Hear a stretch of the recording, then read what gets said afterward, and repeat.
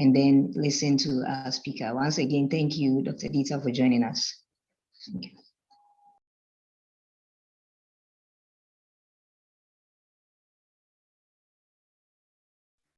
That was the president of IELTS Ghana, Ms. Party. Thank you so much for your opening remarks. All right, may I remind you that the session is being streamed.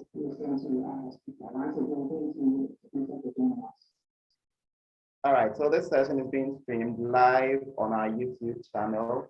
You can get a recording afterwards. If you want to be on YouTube, you can type IELTS Ghana, and then you will get the recording of this session. Thank you.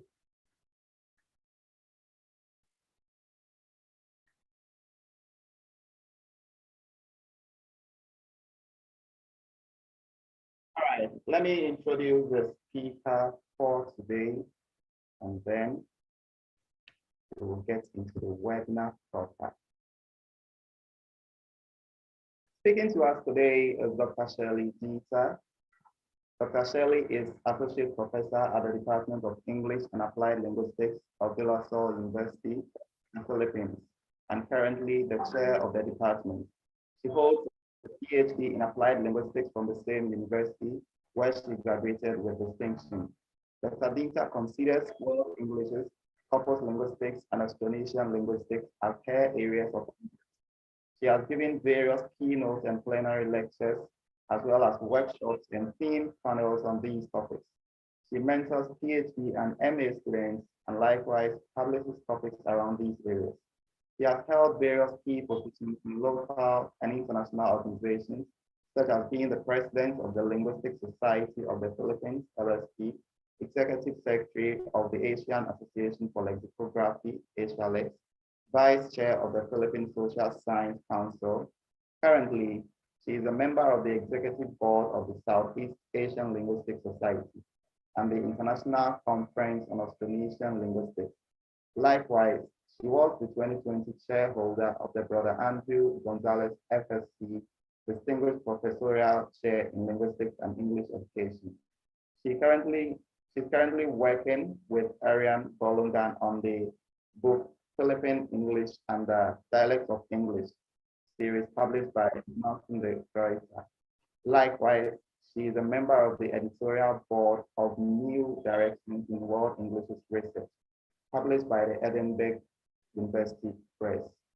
So, dear educators, shall we welcome to the virtual floor Dr. Shirley Dita, our guest speaker. Dr. Shirley, you are welcome. Hi, good morning to everyone. I can see that we have some Filipinos in the audience. So good afternoon to you all. And some also come from, did I see someone from Poland a while ago? Okay. There you go. So I gathered that we have participants from La Patria College. That's great. Okay, so good afternoon or good morning to you all, wherever you are. So thank you for the invitation, Ebenezer, and to the whole IELTS Ghana. I'm happy to be here. It's my pleasure to be speaking, okay, before the members of your organization. Let me now share my screen. Please let me know if I can be heard or Yes, if my... loud and clear. Fantastic. Okay, so can you see my PowerPoint now? I'm sharing to you my screen. Yes, we can. Okay, fantastic. Okay, so I was asked actually to talk about the teaching of English grammar, trends, and trajectories. I think Ebenezer attended one of my webinars, okay, and he contacted me and asked me if I can give the same lecture to your organization, IELTS Ghana. Although I tried to, update the lecture and to include some features of the Ghanaian English. Okay, so today I'll be talking about some trends and trajectories in the teaching of English grammar. I'd like to believe that the majority of you, if not everyone, is an English teacher. Is my assumption correct? That you are either an English teacher or you are a graduate student of English language education or linguistics, okay, to that effect. Okay, so my lecture outline will be something like this. I'll start with a bit of the backgrounder, the current status of the topic, and some of the corpora where my discussion will be based on, and then I'll focus on the grammatical studies, okay, and then go on with the concluding remarks at the end, okay. So we will start with some thoughts, or probably you can call them facts if they are facts, or probably just barely opinions, okay. So just some of them here. You can always interact with me through the chat, or you can raise your hand if you wish. Okay. So again, these are either unfounded opinions. Probably they are just my thoughts. Okay. One is that the English language proficiency of our students has apparently been declining, based on reports and some studies. At least in the Philippines, that has been published elsewhere, that the English language proficiency, or the ELP of our students, apparently has been declining in recent years. I'm not sure what the ELP of your students are in Ghana, okay, but it appears that in almost all parts of the world, that is the trend, okay? Another one is that grammar has not been given so much attention in English classes, at least in the Philippines, okay? I'm not so sure what the setup is in Ghana, but in the Philippines, since we have restructured our educational system, now we now have the K-12, we now have senior high school. So the teaching of English grammar is not like during our time when I was in high school or when I was in elementary, okay, where it's a mandatory course. The teaching of grammar now is just incidental, okay, like if there's a need for it to be discussed, okay, or, when they're talking about something and they need to highlight a particular grammar point, then they'll be talking about English grammar, but it's not anymore like part of the curriculum. Okay, and that the English subject, okay, for some has been viewed as a set of rules or facts that should be learned, and hence some students are not very fond of English grammar. Okay, I mean, if there are, those are the students who probably are either majoring in English or those who pursue MA or PhD in English. So these are just, I repeat, just some thoughts or some opinions, but some of them could also be facts, okay? Again, these are some unconfirmed observations, okay? One is that teachers have limited resources in teaching English grammar. I mean, grammar in general, or particularly English grammar. And that if ever they have resources, these are either generic or dated, okay? Or something that have been passed on to them from generation to generation, and that means it's already dated, okay? As we know, there are a lot of things happening in the English language. So if your textbook or teaching resources are not updated, okay, then that's a bit problematic. In these resources, where they are either generic or dated, the sample sentences are either based on either the teacher's own dialect or idiolect or sociolect, okay, whatever his idiolect is or the sociolect is, okay. The sentences are unusually neat and syntactically flawless, which means that they are not authentic, okay. It means that they were just invented or for convenience. They were just created for purposes of analyzing a particular linguistic phenomenon, okay. The study of the English grammar has become the concern of English majors only, or those pursuing masters or PhD in the linguistics or language education. So that has become the trend. So for those who are not into English language education, or those who are not majoring in English, they're not that concerned about English grammar, okay? Or probably they're not even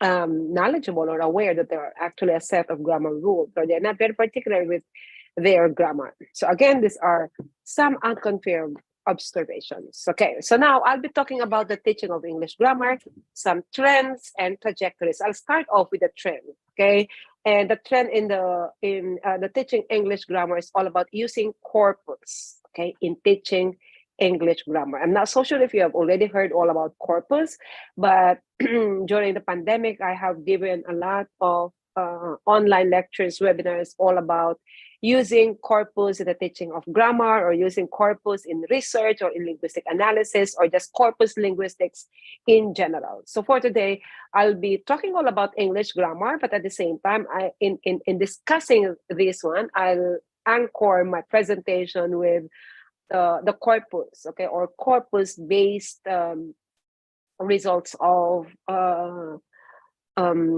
teaching grammar. Okay, so I'm not so sure if you encountered already some of these resources, okay, but this is the trend when we talk about English grammar. You have to make use of corpus, okay. The best grammar resource materials, I call them the trilogy of English linguistics. They are all corpus based, and when I say the trilogy of English linguistics, I mean that's Quirk et al. 1985, the Huddleston and Pullen 2002, and Biber et al. 1999. So those are the three. I mean, it's labeled as the three most important resource in the teaching of English grammar using corpus linguistics as an approach. Okay, so that's the trend. So if you intend to become an English teacher all your life, so these are the three resources or three books that you should have. At the end of this lecture, if you're interested to have a copy of that one, I can always share with you. I have that one in my Google Drive, and I can share with you the PDF copies of these three important resources when it comes to English linguistics or corpus linguistics. So as I was saying, the trend is now using corpus in teaching grammar. So I'm showing here just one of the many books all about corpora and language teaching. Okay, this one is from Karen Eichmer. A guide to using corpora for English language teachers. This one is by Robert Poole. We have how to use corpora in language teaching. We have, and this is the newest. Okay, Vander Viana is a good friend of mine. Okay, and this is all about teaching English with corpora, which is a resource book. So this one contains a lot of activities. I think this is more than 300 pages. Contains a lot of activities on how to teach English grammar, like particularly grammar points with the use of corpora. Okay, since my talk is all about English grammar and not corpus linguistics, I won't dwell much on what corpus is, on how to use corpus in the teaching of English grammar, but I'll focus more on English grammar. But elsewhere, I mean, in other webinars, online lectures, I usually talk about that one. Okay, sure. I'd love to, I love interacting with you through the chat. So if there's anything that you'd like to, respond to, okay, please do utilize our chat group. I mean, our chat box. Okay, that's good. Good. Okay. Let me know too if I speak a bit fast. Let me know too if there's anything that you want me to, for example, elaborate more or discuss more about you. Just let me know, okay? So I'll now start with, these are the corpora actually that I have used in the presentation, okay? Like when I talk of corpus or corpora, corpus means it's a body of text, okay? It's a body of text. So one of the most utilized corpus of English when it comes to the description of the linguistic features of a particular variety of English would be this one, the IC or the ICE, okay? Or this is the International Corpus of English. And as you can see here, these are the countries that that actually have a corpus of English. Okay, we have Canada, East Africa, okay, And the English of West Africa is not very different from East Africa, although of course there are distinct characteristics of East and West. So we also have here, like for example, Jamaica, we have Nigeria, we have Sri Lanka, we have the Philippines, of course, we have Hong Kong, India, and so forth and so on. And there are a lot of publications, okay, describing the grammatical features of these varieties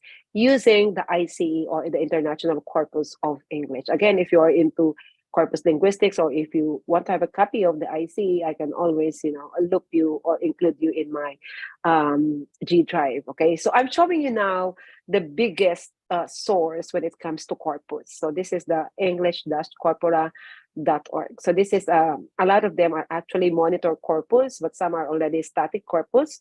So you can just Google this one. You can type in English-Corpora.org, and it will actually, I can show it to you, and wait, and you can actually see it for yourself. For example, here, okay.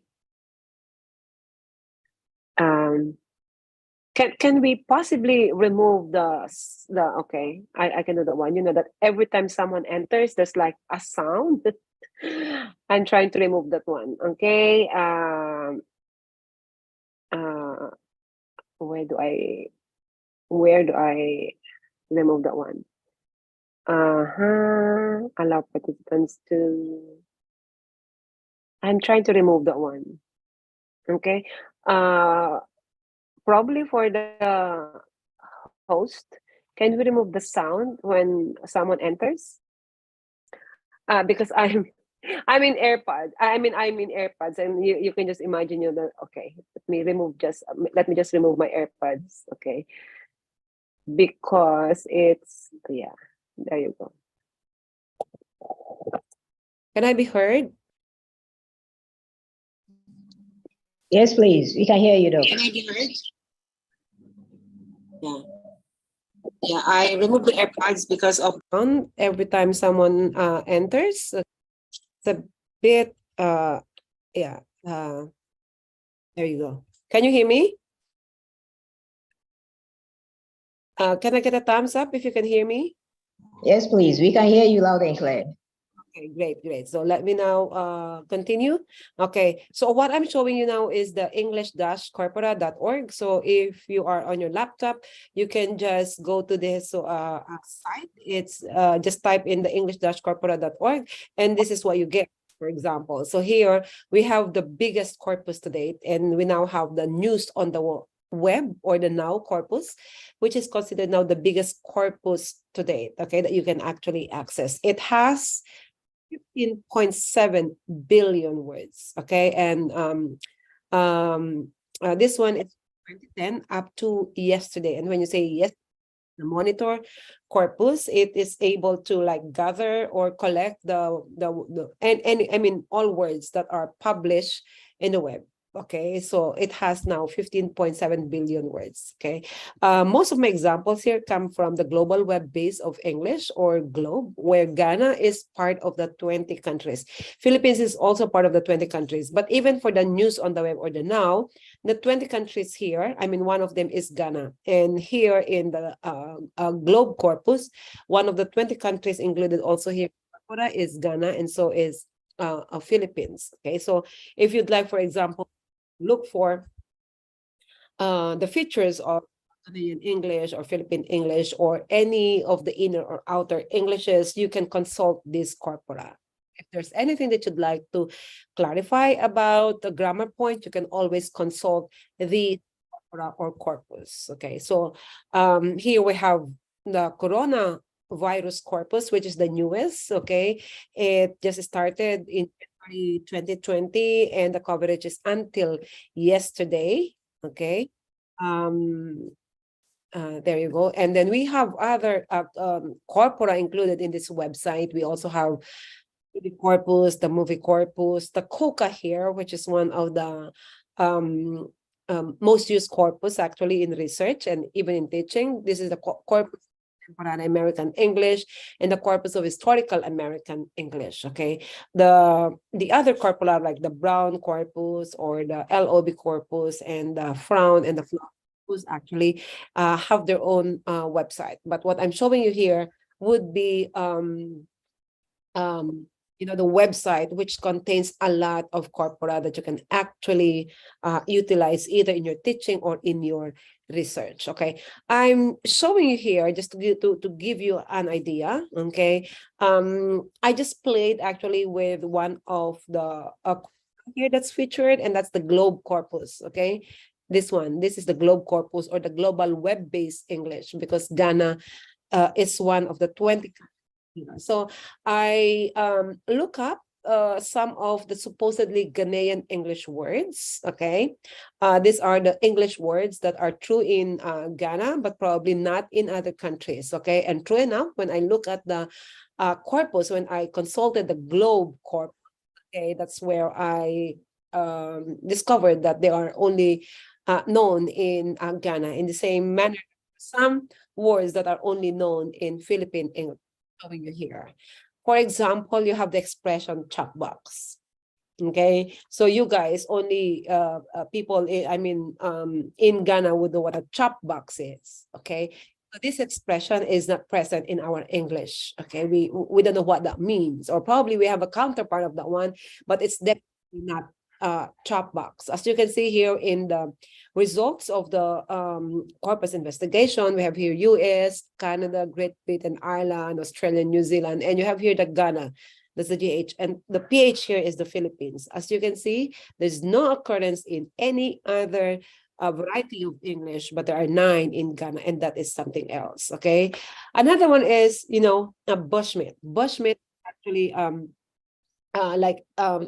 West and East African English, okay, or probably African English. Okay, as you can see here, there's like one in Hong Kong and some also in Canada, but in the other parts, okay, there's no occurrence of the word bushmeat. Okay, there's like 22 occurrences in Ghana, and there are some also in Kenya and Tasmania and Nigeria and Zambia. But as you can see in other countries like Philippines or Malaysia or Singapore or Bangladesh, Pakistan, we don't have, okay, the expression bushmeat. So there are like certain expressions that are only true to a particular variety of English. Okay, another one is the expression outdooring. That's very Ghanaian English.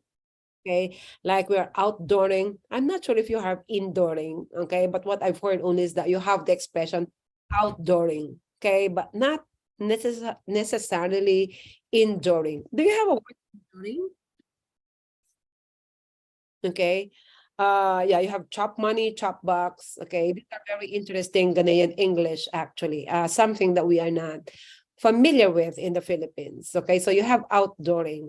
Well, I've not used outdooring in my English. I mean, in speaking. Okay, so I'm really interested how it functions in your Ghanaian English. Okay, you also have expressions like "and stool" or the stool. Okay, again, as you can see here, there are 13 occurrences in Ghana, but not one in other varieties of English. So that's distinctively Ghanaian English. Okay, so I'd like to show you too that we also have what we call very distinct Philippine. Okay, so if you have not heard of Philippine English, so I'd be introducing some of you, and just to know that you have distinct Ghanaian English, and we also have distinct Philippine English, and this some words that you probably have not heard in your variety, but it's very popular in our variety of English. So here we have, again, I also consulted the Globe, or this is the Global Web-Based English. So we have what we call teleserie. Okay, in some parts of the world, they just call it series. Like, what series are you watching on Netflix? So we have series, some they call it soap probably. But here in the Philippines, we call it one teleserie. Okay, I'm really watching this teleserie where there's one in Ghana, but in other countries, there's no occurrence of the word teleserie. So that's very Philippine English. Okay, we also have the word kikay. Again, that's very Philippine English. Kikay is actually like a Tagalog, our most dominant language in the Philippines. Okay, but we use in English context. Okay, so instead of saying vanity kit, for example, so like I'm carrying vanity, I have to go to the restroom and I'm carrying my vanity kit with me. We say, do you have a kikai kit? Yeah, I have my kikai kit with me, which means that that is your vanity kit. So we don't say vanity kit, we say kikai kit. He's so kikai, instead of saying he's so vain. She's so vain, we say she's so kikai. Okay, as you can see, only in the Philippines. There are some, but not. I mean, the figures are not as striking as in the Philippines.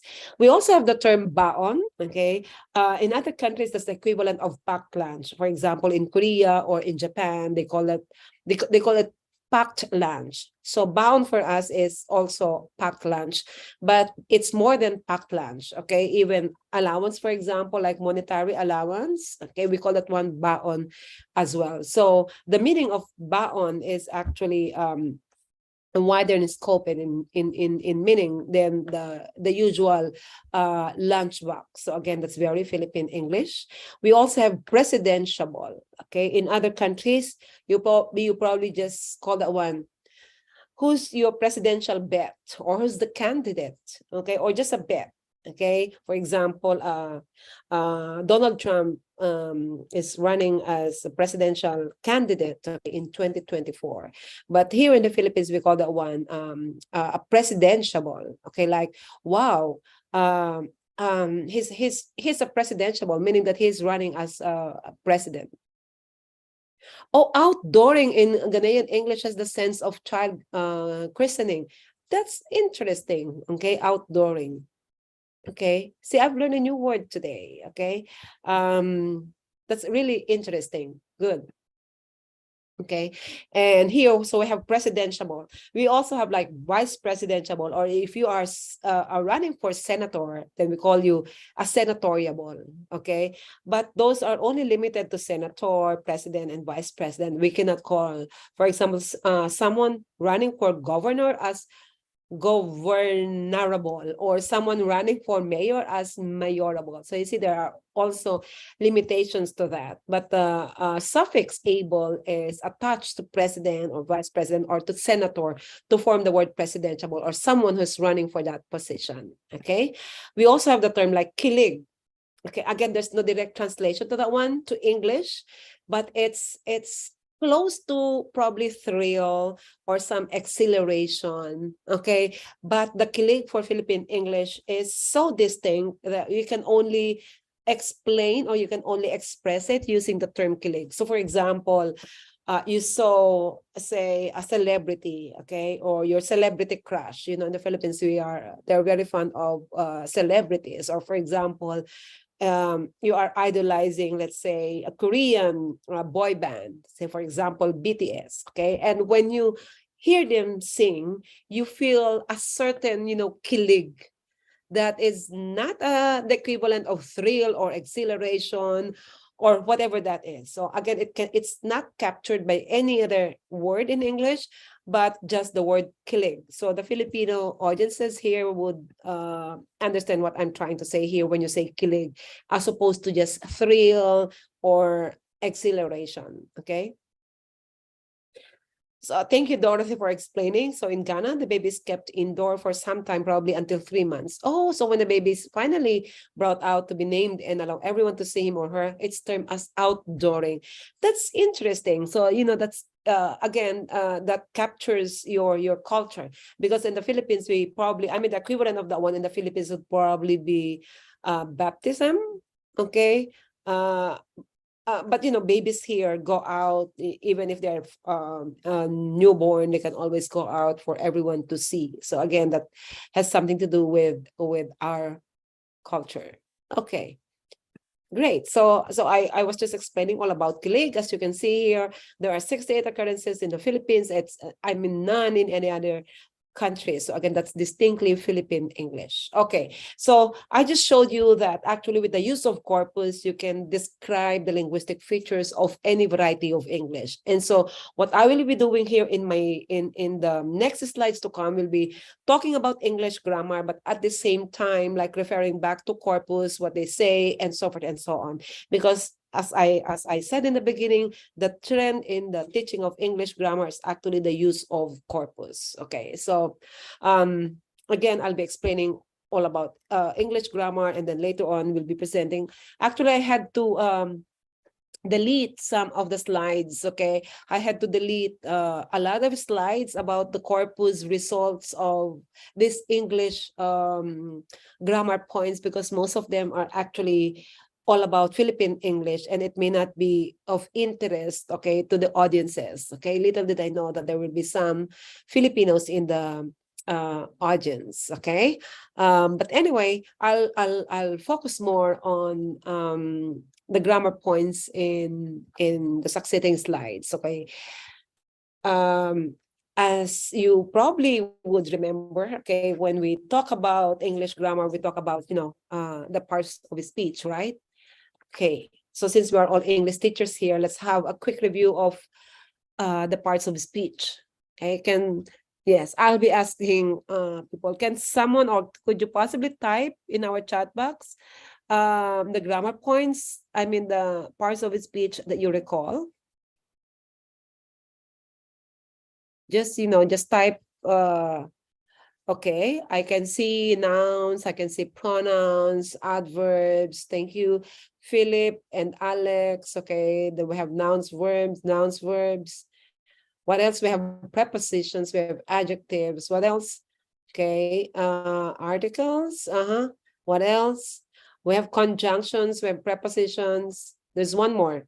Conjunction. There's one more that has not been, an interjection. Okay, so those are the parts of speech. Okay, so since I cannot highlight all of them, I'll be only highlighting a few of them. Okay, so we will start with verbs and auxiliaries. In the usual English language classrooms, for some reasons, we start with the teaching of nouns, right? So we always start with the teaching of nouns, and then after nouns, we go to pronouns. After pronouns, we go to verbs. After verbs, we go to adjectives, and then after adjectives, we go to adverbs. Usually, these are called like the contentives or the content words, and these are usually the focus of any English grammar lesson, okay? Then at the end, I mean the other parts of speech, like the prepositions or the conjunctions and the interjections, are usually not given so much attention. Okay, so what I'll be highlighting here would be the ones that are not usually given so much attention in the ordinary English language classrooms. Okay,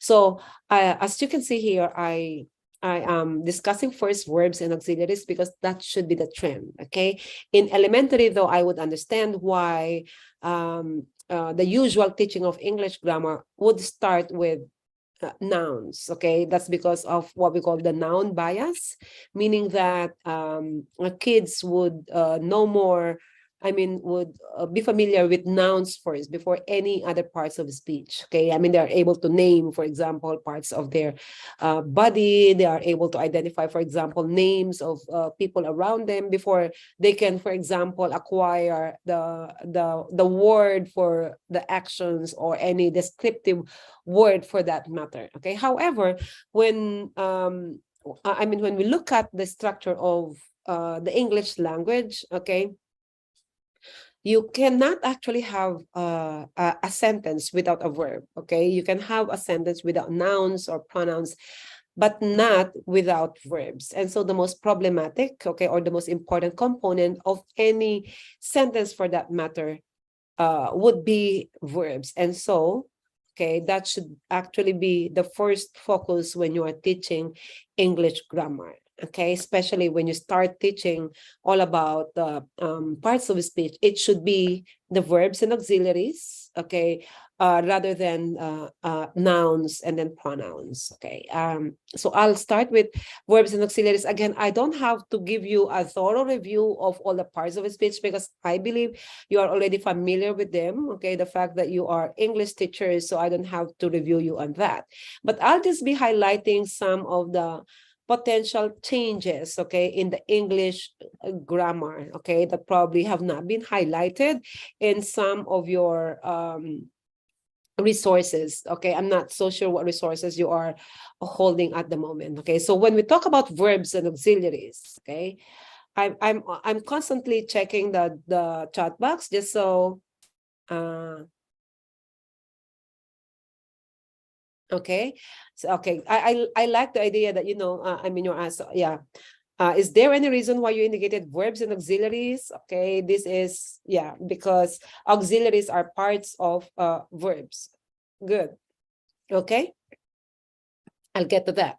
Okay, so when we talk about verbs, okay, you know, verbs, there are many different kinds of verbs. Like we have, you know, I mean, when you say verbs, this would be the three main categories. So we have the full or the lexical verbs. These are the open class verbs, okay, meaning that they keep on growing. That's why they are called the open class, okay. A lot of nouns now are being used as verbs, okay, like Googling, for example, downloading, and so forth and so on. So these are the full verbs or the lexical verbs. Then we also have the primary verbs. These are only 3 items that are used as either full verbs, or they can also function as auxiliary verbs or modal auxiliaries. And then we have now the modal auxiliaries. Okay, so these modal auxiliaries could be, I mean, there are actually closed class, but as you can see later on, there are already some auxiliary verbs that are emerging, okay, that do not belong to the usual list of modal auxiliaries. So the reason why I label this one as verbs and auxiliaries is that when we discuss verbs, we just don't focus actually on verbs, okay, but we should also be discussing auxiliaries, because the verbs, the full verbs or the lexical verbs, are as important as the auxiliary verbs, or as important as the auxiliaries or the auxiliary verbs, or auxiliaries or the auxiliary verbs are as important as the full verbs or lexical verbs. Actually, they are very problematic, okay. The reason why they are problematic is that they are not given so much attention, okay, like when do you say that an item is actually an auxiliary verb and not a full verb? Okay, and so there are many uses of that one. Again, I can't discuss everything, okay, so I'll just be highlighting a few that are not actually given so much attention in ordinary English language classrooms. Okay, so here, so I'll focus on modal auxiliary verbs, okay? So based on observation, what I've noticed so far, and looking also at the English language textbooks, okay? Usually when we talk about verbs, okay, usually the discussion would lie on, you know, forming the tenses of verbs, okay, what else? The aspects of verbs. So we focus on the simple aspect, then we go to the perfective aspect, then we go to, you know, progressive aspect, okay, and we teach them the tenses of verbs, okay. Of course, we know that there are only 2 tenses of verbs, actually, just the past and the non-past, and that the future that's supposedly taught as a tense is actually part of the modal, okay, auxiliary verbs, or they are expressed as modality, okay. So they are taught or they are subsumed under modal auxiliary verbs. So here, the modal auxiliary verbs, for example, are not usually taught very extensively, okay, or they are not highlighted in the discussion of verbs, okay. The central modals, okay, are the ones that are usually mentioned when we talk about auxiliary verbs, that we have central modals like will, would, shall, should, can, could, may, might, okay, and the meanings of this one and the semantics of this, okay, like some of them, for example, would mean ability, some would mean something else, okay, like expressing, for example, possibility, and so forth and so on, that we are aware of that one, okay. However, aside from the central modals, we also have what we call the periphrastic modals, okay, or in some resources, they are called the quasi-modals, okay, periphrastic modals, because they come in phrases, okay. So there are 4 categories of the periphrastic modals or the quasi-modals. So we have we have what we call the marginal modals, okay, and then we have also the modal idioms, then we also have the semi-auxiliaries, and we have the catenatives or the catenative modals, okay. These are just terminologies. Other resources would probably have another term for them, but since I'm using Quirk et al., so these are the terminologies that are used by Quirk et al. Okay, so in in the discussion of models, for example, the periphrastic models or quasi-models are usually not included in the discussion, okay? But so I'm just showing that they actually exist and that they are present in the English language. And as a matter of fact, they are usually present in the spoken texts, okay? Especially in the spoken genre, they are actually very much present. So these are the examples of the periphrastic models, okay? The marginal models would be dare and need, okay? Or ought to or used to, okay? Again, there are some instances where you can only use a marginal model to express the message that you'd like to express, okay? For example, used to means that you were doing something in the past, but not anymore in the present. So when you say, for example, let's say I used to ride a motorcycle, okay? So that particular used to ride motorcycle, there's no other model that is applicable to this expression, but just the marginal model used to, okay? You cannot interchange it with any other model, okay? So I used to ride motorcycles, okay? The dare and need are also lexical verbs, but they also function as modals. So when you say, I dare you to open the door, then that's a full verb, okay? I need you to open the door, then that's a full verb. But dare and need can also function as modal, and they are not the main verbs, okay? They just function as modal auxiliary. For example, she dared say, okay? Don't dare say, okay? Or she dared say nothing but. So that one, in that particular sentence, the main verb is say, and then the dare there would be modal. Or I need not tell you what to do, okay? In the I need not tell you what to do, the need there functions as a marginal modal, okay? And not the main verb. But if you say, I don't need to tell you that, then need is the main verb. But when you say, I need not tell you that, need now becomes a modal, okay? Or we also have modal idioms like had better, would rather, have got to, or be to. Yeah, I'm used to, okay, I used to talk. Could you inform the duration of the webinar, please? Okay. I'll try to, finish within less than 2 hours, okay? We also have modal idioms like had better, would rather, have got to, or be to, okay? So for example, I would rather eat in a restaurant than blah, blah, blah, okay? So again, there are some expressions where you only need or you have to use modal idioms for that matter, okay? There are also semi-auxiliaries like be going to, be able to, be likely to, be about to, have to, like I'm going to give you a quiz after that one, okay? I'm able to visit you, if I'm able to visit you regularly, I would, okay? So there are, again, these are semi-auxiliaries. And then we also have catenatives like appear to, happen to, seem to, tend to, come to, fail to, and so forth and so on. Like she seems to know the issue, okay? She appears to be intelligent, okay? So again, it's close to the verb, but not really the verb itself. So it's just catenative, okay?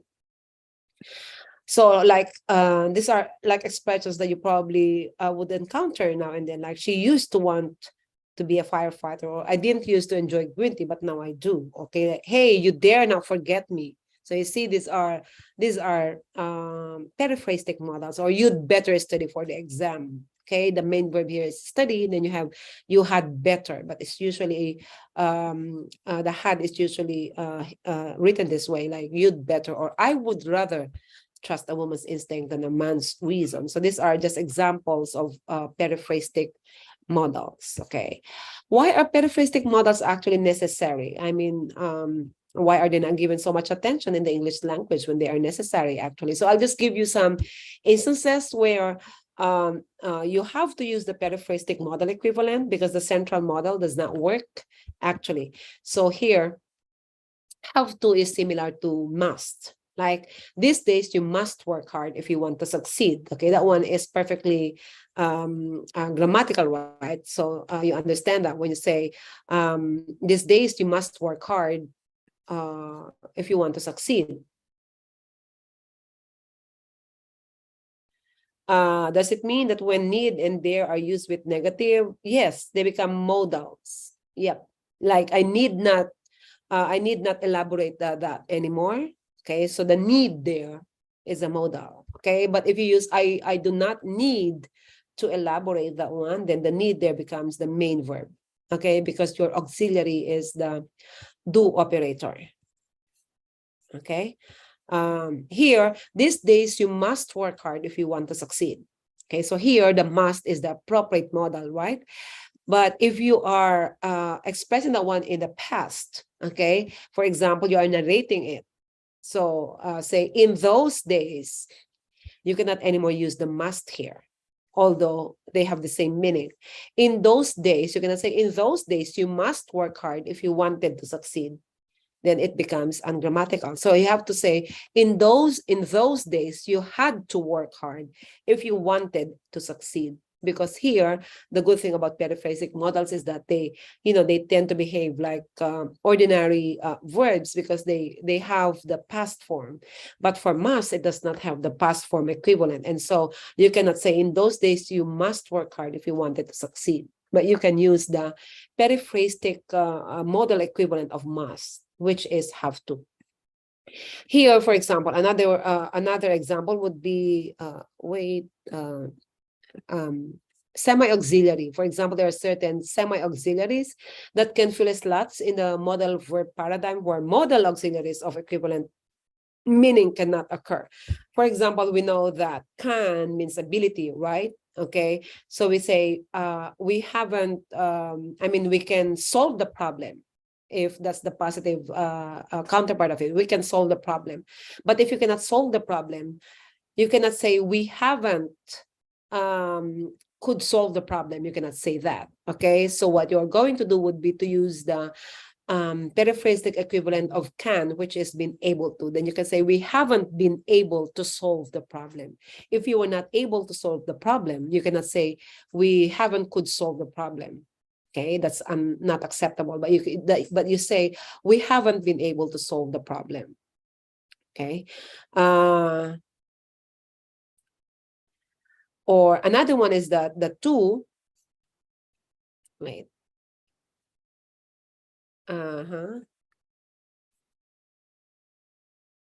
I am very particular with usernames, okay, because in the past we have already been, okay, there you go. You can say, we know that can, for example, means permission, like, okay, can I go out, or can I use this one? So you can use can to ask for permission, right?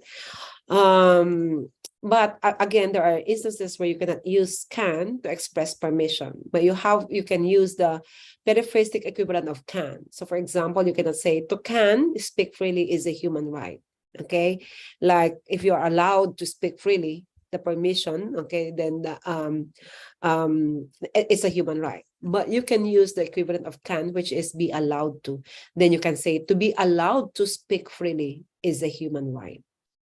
Okay, so there are, and this is just one of the many instances where periphrastic modals, okay, is needed because the central modal equivalent is not appropriate in a particular sentence. And a lot more of these examples, but I'm just showing you here a few. Okay, so that's one. That's why I said verbs and auxiliaries. Okay, the necessity of teaching also auxiliaries because they are necessary in the English language. They are actually there. They exist every day. Okay, they are part of our usual conversation, but at times they are not given so much attention in the teaching of the ordinary grammar in classrooms. Okay, now I'm showing you here the active-passive dichotomy.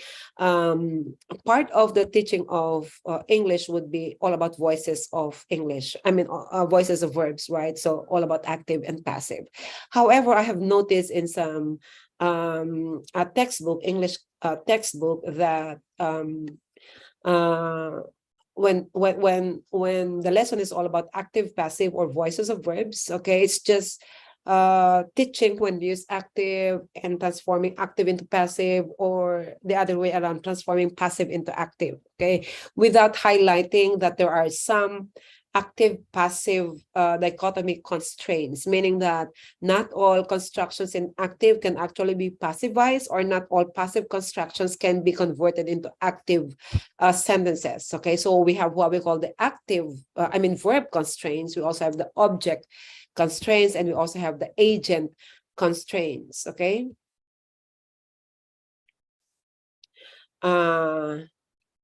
Okay. For example of verb constraints is that, look at the sentences like, he lacks, yes, come by Eric. Would you like to ask something? Hello? Can you unmute your mic? Or you can just type in your question in the chat, okay? So we don't have to waste a lot of time. Okay, I would, Hello, yeah. Doctor. Use the chat box instead. Okay. Good. So it's just a mistake. Okay, great. Okay. So for example, in the sentence, he lacks confidence. Okay, if you look at the sentence, it looks like an active construction, which means you can passivize it, right? Or they have a nice house, or John resembles his dad. However, these sentences cannot be converted into passive. Okay, so they are active only in construction. You cannot say confidence is lacked by him. Okay, or they have a nice house. You cannot say a nice house is had by them. Okay, or John resembles his dad. You cannot say his dad is resembled by John. Okay, because these are like middle verbs, and they can only exist. They can only be used in the active. Okay, and so that's why it's called the verb constraint. There are instances also where some verbs can only exist in passive. Okay, and hence they're called the passive only. An example of which is like, John is said to be a good teacher, or John is reputed to be a teacher. Okay, you cannot say someone reputed John to be a good teacher, or they reputed John to be a good teacher. We are not interested about the agent or whoever said or whoever did the action. Okay, but what is interesting here would be the object. Okay, who is reputed to be a good teacher? So it's John is reputed to be a good teacher, or John is said to be a good teacher. So this is one of the passive only construction. You cannot convert it into active. Okay, of course, the usual sentence, I was born. Okay, I was born in 1971. I was born in Ghana. There's no active equivalent of that one. Never will you say my mother bore me in Ghana, or my mother bore me in 1971. So it's always in the passive construction. So these are the verb constraints. There are also some object constraints. Okay, so again, not all sentences with direct object, or those with the STVDO pattern, okay, can actually be converted into passive. So look at the sentence. Okay, so when can't we convert into passive? One is that if the direct object is a finite clause or a non-finite clause. Okay, so here is an example, like John thought that she was pretty. Okay, what did John think? That she was pretty. So John thought what? That she was pretty. So the direct object here is that she was pretty. However, you cannot passivize this one. So the direct object is a finite clause, that she was pretty. You cannot say that she was pretty was thought by John. So you see, it already sounds awkward, right? That's because the direct object is a finite clause. The prototypical structure of a direct object is a noun phrase. For example, I bought, for example, a bouquet of roses. So a bouquet of roses is an ordinary noun phrase. So a bouquet of roses is bought by me. Okay, or she found, for example, a box of diamonds. Okay, so a box of diamonds, okay, was found by him. So that's the ordinary or the usual structure of a direct object, a noun phrase. But there are other structures of direct objects, like this one, a finite clause or a non-finite clause. Okay, and hence they cannot be passivized. So another one, you cannot say, John hoped to meet her. Again, the direct object here is John hoped what? To meet her, which is a non-finite clause. It's an infinitival clause. So you cannot say, to meet her is hoped by John. Okay, or for example, I want to go home early. Okay, then you cannot say to go home early is wanted by me. Okay, so again, that's what we call is enough to have a structure where such that clause could be used as a subject. That Ghana in West is not. Yes, of course, that subject, that clause can be used as a subject. Okay, but here what I'm saying is that if it's passivized, okay, that I'm talking to you now is not far from reality. That she is my boyfriend is what everyone believes. So that's an example of a that clause used as a subject.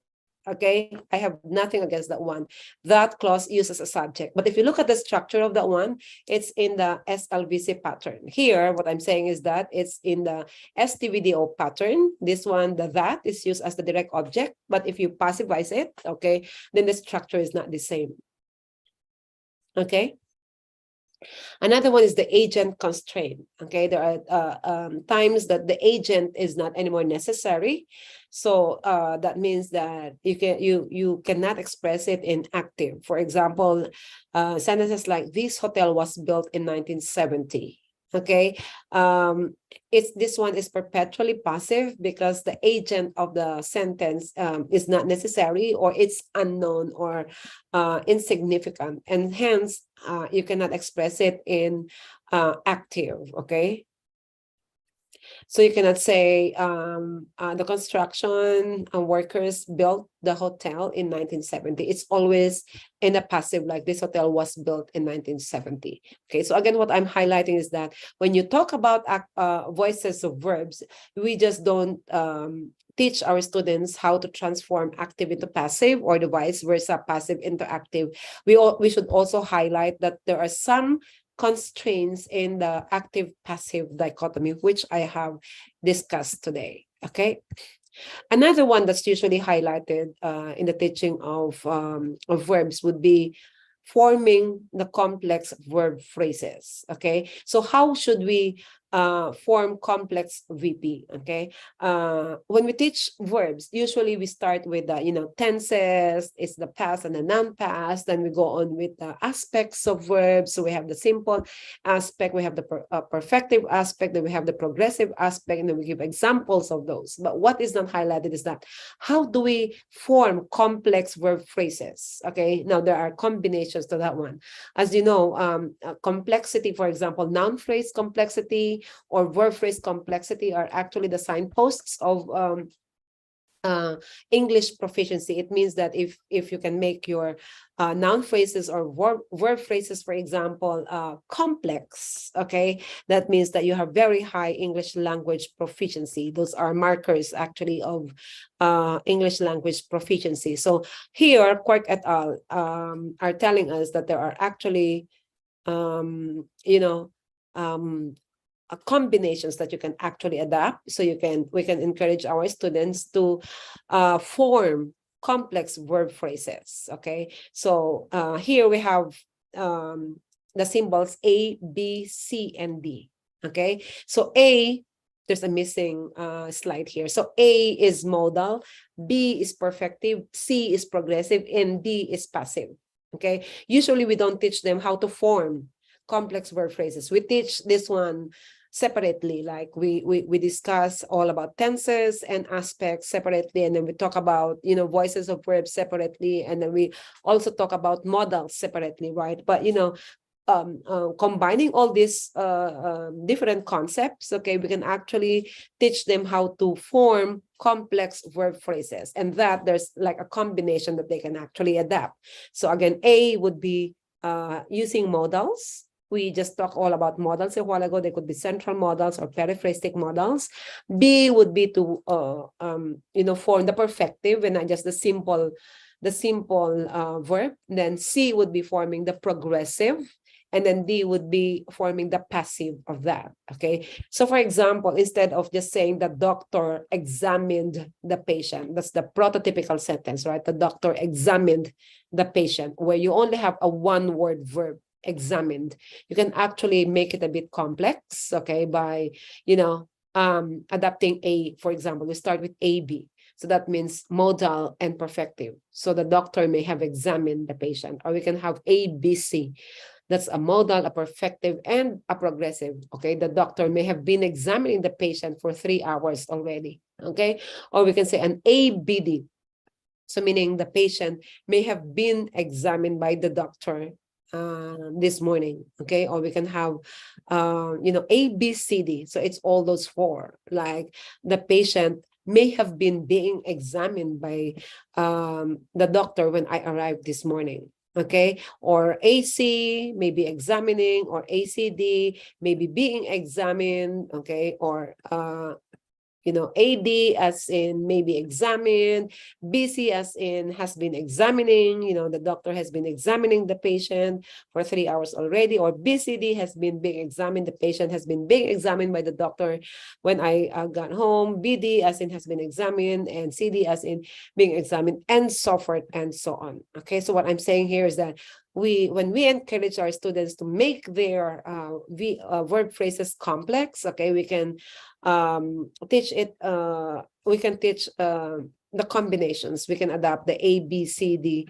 combinations to encourage them to come up with complex verb phrases. Okay, we here in Philippine English, Borlongan in 2010, for example, investigated the verb phrases in Philippine English, okay, in the ICE Philippines, and this is what he discovered actually, okay, that most of the Filipinos would only be adapting or including, for example, here just the modal.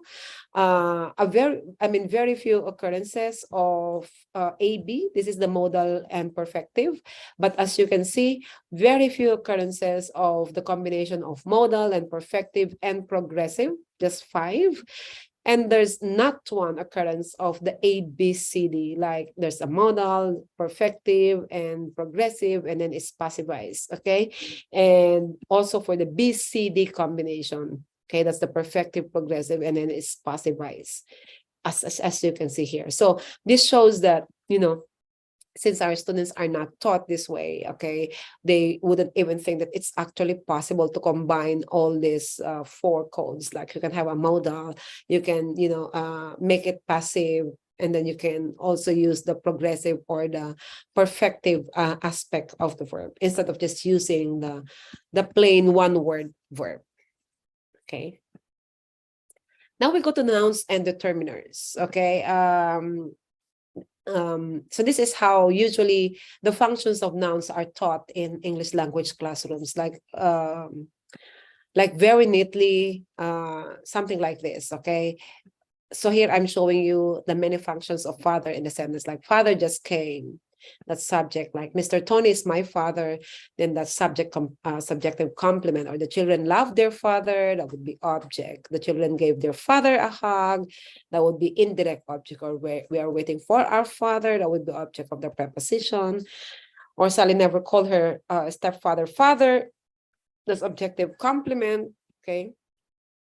Or Mr. Tony, the father of one of my students, is here now, that would be a positive. And let me tell you, my father, I love you, that would be vocative. Okay, here the structure of the functions of nouns are actually very simple. That's just one word noun, okay, in the form of father. But in reality, and if you look at the corpus, if you do corpus investigations, okay, the structure of nouns, okay, would be more than just one word nouns. I'm showing you examples here, okay? So whatever you do for your country, for example, functions as the subject of the sentence, okay? And the form or the structure of it is a noun clause, okay? Whatever you do for your country, that's a noun clause. Or here, the direct object is again in the form of a non-finite clause. I love going to places I have never been, okay? So this one is a non-finite clause. Or she ordered me to deliver the good news, okay? Again, the objective complement is in the form of a non-finite clause to deliver the good news, or the current hullabaloo is whether the endorsement Y&C matters at all. So here, the subjective complement is also a noun clause, okay? Or you should do what you ought to do.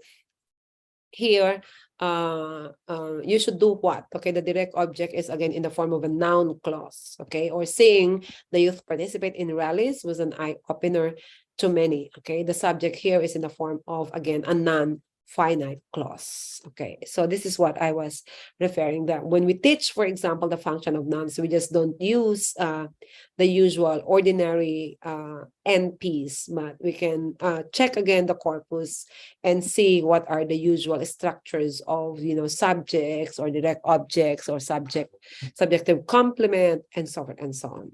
Okay, now I'm showing you determiners. Okay, a while ago when I asked the parts of speech, someone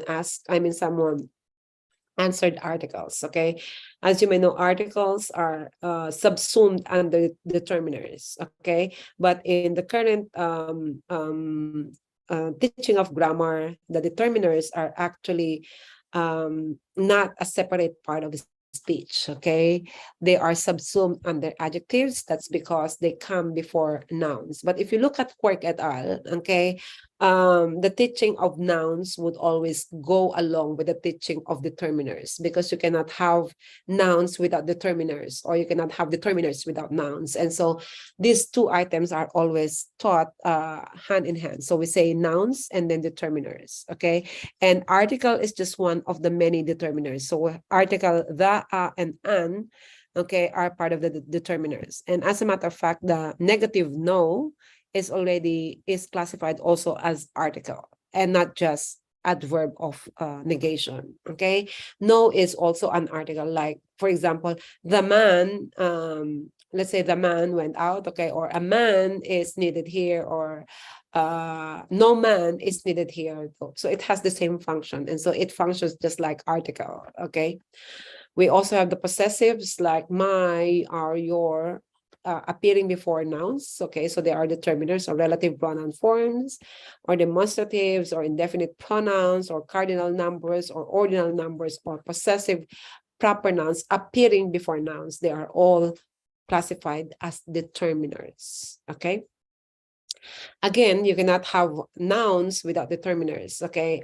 There are some nouns that require zero determiner, but not without determiner, meaning that a determiner before them is not necessary. That's why they have zero determiner. But if you try to, connect the same structure with it, okay, you will still be needing determiner. So for example, milk is healthy. You don't say a milk is healthy, or the milk is healthy, or like politics is dirty. You don't need, for example, determiner before that. There are some nouns that do not require determiners before them, okay? But determiners can also be complex, okay? They're not just determiners, okay? In some cases, there could be 3 determiners that appear before nouns, okay? And here is an example. So I'm showing you the quantifiers. Yes, they are here. The quantifiers are here. Okay, they are in the cardinals. Okay, they are quantifiers. For example, 1, 1/2. Okay, they are quantifiers. They can be subsumed here, or 2 or 3. Okay, then they are also they function as determiners. Okay, here all the 5 boyfriends, for example, arrived during the birthday.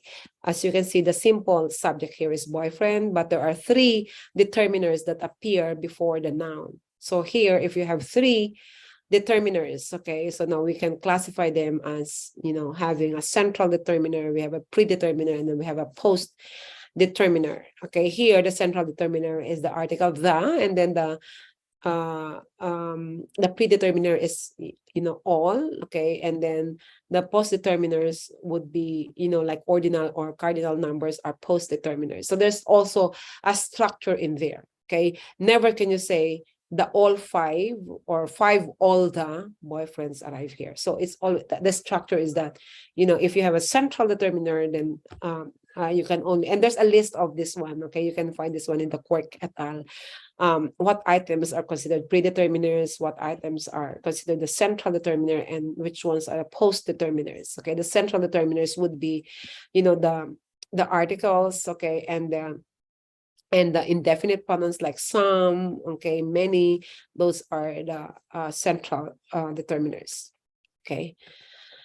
I'm showing you here too that aside from the determiners, there are some confusing expressions that go with nouns. Okay, what I'm showing you here is the use of as such, okay, appearing before nouns. Okay, the usual confusion is that when you use such, okay, and you use a singular noun before that, there should be a determiner before that. Okay, so you don't say such moment, okay, you have to say such a moment, okay, or such person, you have to say such a person.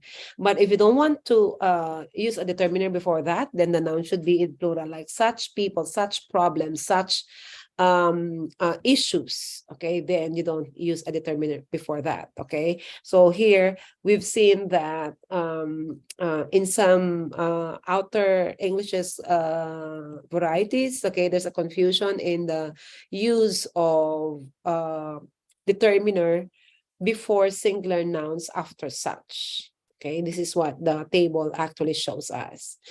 I'm showing you here another one is majority. Okay, when you use majority, it should always be with a determiner. Okay, you cannot say majority of people hate grammar. Okay, so you have to use determiner before majority. You have to say a majority of people don't like grammar, or the majority do not love grammar. Okay, so that's the proper like structure. But we have seen in corpus investigations, for example, that majority is usually used without determiners, as shown here. Okay, and Philippines is guilty of this one. Okay, as you can see here, there are 22 occurrences of out of 76 without article. Okay, but if you look at the Great Britain English, this is ICGB. Okay, out of 95 occurrences of majority, all of them appear with article, none without article. But some Asian Englishes like ICE Hong Kong, there are cases where, you know, again, without article here. So this one has already been presented a while ago. Okay. Now we go to adjectives. So those are the things that I highlighted in the teaching of nouns and determiners, for example. Now we go to adjectives. Okay, from what I recall, okay, and from what textbooks show when the grammar point is on adjectives. Can you see from my screen? Because someone is saying that he cannot see anything from my screen. Is my screen okay? Great. Okay, good. Okay. Please do check your, I don't know what should you be checking, but I think, yeah, you can check your screen. So now we go to adjectives. After nouns and determiners, we go to adjectives. Okay. Usually the teaching of adjectives is that, you know, they usually like talk about the adjective forming suffixes and then the comparative and superlative forms of adjectives. Okay, but there's one thing that's very critical when it comes to the teaching of adjectives, and one is the 4 criteria, okay, in determining that items are actually considered adjectives. Okay, here we have, these are the 4 criteria of adjectives. That an item is actually an adjective. Okay. Here they function attributively. Okay, like attributive use, meaning that they appear before nouns. That's the attributive function. The second one is predicative function or use. That means that they are used as predicate. Okay, and C is that they can be pre-modified by very, or they can be intensified by very or so, or, you know, any intensifier for that matter. And the D is that they have comparative and superlative forms. So if you can do this one with the item, that means that they are adjectives. Okay, so those are the 4 criteria I'm showing you here. But again, there are some adjectives that are considered central and some that are not central, so that they are peripheral. Okay, the first 2 criteria here are a bit crucial. So if they meet the first 2 criteria, then they are considered central adjectives. But if they don't, then they are peripheral adjectives. Okay, they are still adjectives, but peripheral, meaning they are not like the central adjectives. Okay, here is an example, like hungry. Okay, use attributively like the hungry kid. Okay, the kid is hungry. Okay, she's very hungry, or she's hungrier than him. So hungry can be used in 4 criteria. Okay, infinite, however, as you can see here, okay, has limitations. It can only be used in the first 2, but not in the last 2. Okay, you can say an infinite love, or his love is infinite. So that's attributive and predicative. But you cannot say his love is very infinite, or his love is more infinite than mine. Okay, because it's infinite, you cannot anymore intensify, you cannot anymore there could be no comparative or superlative form of it, because it's already infinite. You know, the meaning of the word is says it all. Old, meaning like former, like old friend. She's an old friend of mine, like a former friend of mine. Okay, it can only be used, for example, in the attributive but not predicative. So you can say she's an old friend of mine. It's not the same as this friend of mine is old.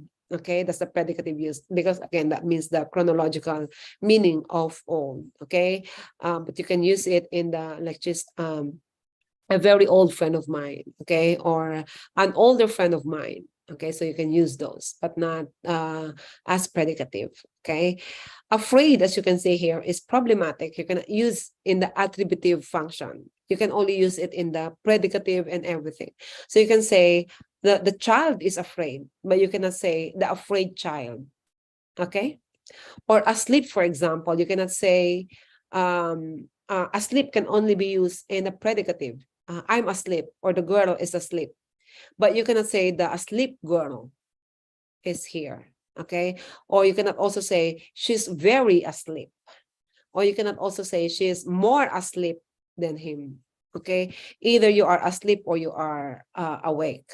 Okay, but you cannot be more asleep than someone. Okay, so you see there are limitations. Okay, now let's look at the last 2 here and see if they are adjectives. Okay, and let's see if they meet the 4 criteria of adjectives. Can you say the soon bride? You cannot say that one, right? Or the bride is soon, you cannot say that. Okay, but you can say sooner or later. Okay, or I'll see you very soon.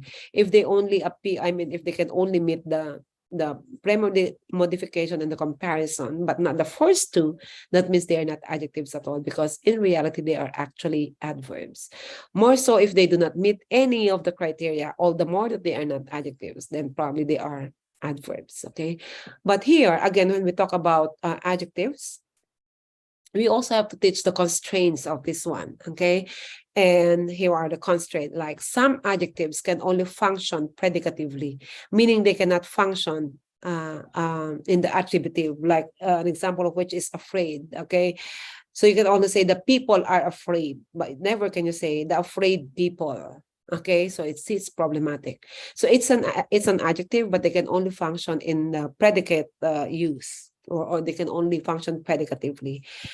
There are some adjectives that can only function attributively, but never predicatively. Okay, an example of which is like sheer, like that's sheer hypocrisy, right? That's total negligence. Okay, those are adjectives that can only function attributively.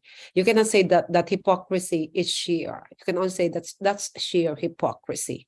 Or some adjectives cannot be intensified. Okay, like she's pregnant.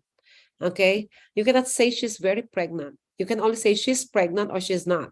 Once you're pregnant, okay, either you're pregnant or you're not, or you are asleep, or you're dead. She's dead. She can never be very dead. Okay, it's either she's dead or she's alive. Okay, or some adjectives that do not have comparative or superlative forms. Okay, like he's dead. but he cannot be deader than dead. Either again, he is dead or alive. Okay, but there's no comparative and superlative degree of dead. Okay, so and other items. Okay. You can look for those items that have, again, these constraints. Okay, so you see they do not share the same characteristics. Not because they are all adjectives, you can just call them as sharing the same characteristics. So as you can see here, there are some adjectives that meet the first criterion, some that only meet the second criterion, some that can only meet the first two but not the last two, or so forth and so on. Okay.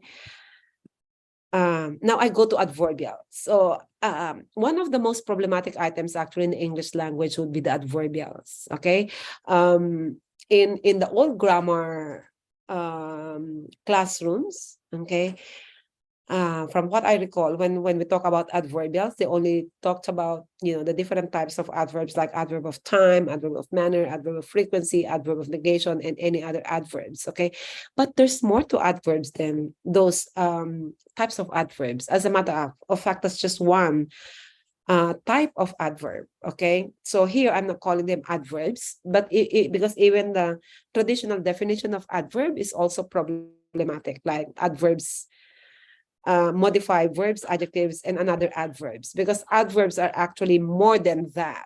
Okay, adverbs can also modify noun phrases. Okay, they can also modify pronouns. Okay, or even prepositions. Okay, so let's get into that one. So the traditional definition of adverbs as only modifying verbs, adverbs, and adjectives and another adverb is actually very problematic. Okay, so when we talk about adverbials, so these are the grammatical functions of adverbials. Okay, but these are the terms of Quirk et al. Depending on who you are following, they probably have another term for that. But Quirk et al. Uses this labels. So we have adjuncts, we have subjuncts, we have disjuncts, and we have conjuncts. Okay, as a matter of fact, adverbs are called the ragbag of the English language. When you say ragbag, if you don't know where to classify them, okay, they probably are adverbs. If there's one, like a part of speech that do not share the same characteristics as others, that would be adverbials. I mean, for nouns, you know that they are names of, names of things, or for as long as they refer to names, okay, of ideas, of places, they are easy to figure out, right away that they are nouns, right? Pronouns, for example, of course, that they just take the place of nouns. They are close class, right away that they are pronouns, right? For verbs, all the more, that describe action, blah, blah, blah. So at least they share that characteristic. Adjectives, when they appear before nouns, when they describe nouns, they must be adjectives. But for adverbs, they do not share characteristics. Okay, they could be, the function of it, could be more than just modifying verbs and adverbs and adjectives. Okay, so if you don't know how to classify them, okay, like you cannot tell whether it's preposition, or is it a conjunction, or is it a verb, or is it a noun, it must be an adverb. Okay, if you have difficulty like figuring out what they are, it must be an adverb. Okay, so here I'm showing you just the semantic roles of adverb, the potential roles, the meaning, okay, in the English language. So they refer to space, okay, to the position, direction, or distance of space. These are adverbs. They refer to time, okay, the position, the duration, the frequency, the relationship. These are all adverbs. They refer to like processes, like the manner. So like the adverb of manner, that's just one of the many, many, many phases or functions or attributes of adverbs, okay, or the means or instrument or agentive. These are all under processes, okay, even respect or contingency contingency, like the cause, the reason, the purpose, the result, the condition, the concession, all those items that talk about these ones, the cause, the reason, the purpose, they are all adverbials. Okay, the modality, okay, if they emphasize, they approximate, they restrict, these are all adverbials. Or when they express degree, like amplification or diminution or the measure, these are all adverbials. Okay, Much as I'd like to again discuss each one of them, due to time constraint, we cannot do that. But I'm just showing you that there's more to adverbials rather than just the usual adverb of time, manner, blah, blah, blah. The realization type of adverbials is also another problematic item in adverbs. That's why, it's very confusing. Okay, so, unlike adjectives, they are one word. For example, nouns, they end in these particular words, or verbs, no. But the forms, when you say realization types, the forms of adverbials, okay, is varied. One, they could be this one, the closed class adverbs. These are adverb phrases like just then, okay, just, and then these are adverbs. She telephoned. Okay, look at this one. They are all adverbials or adverbs, but look at this one. When did she telephone? She telephoned just then. So here, this is an adverb.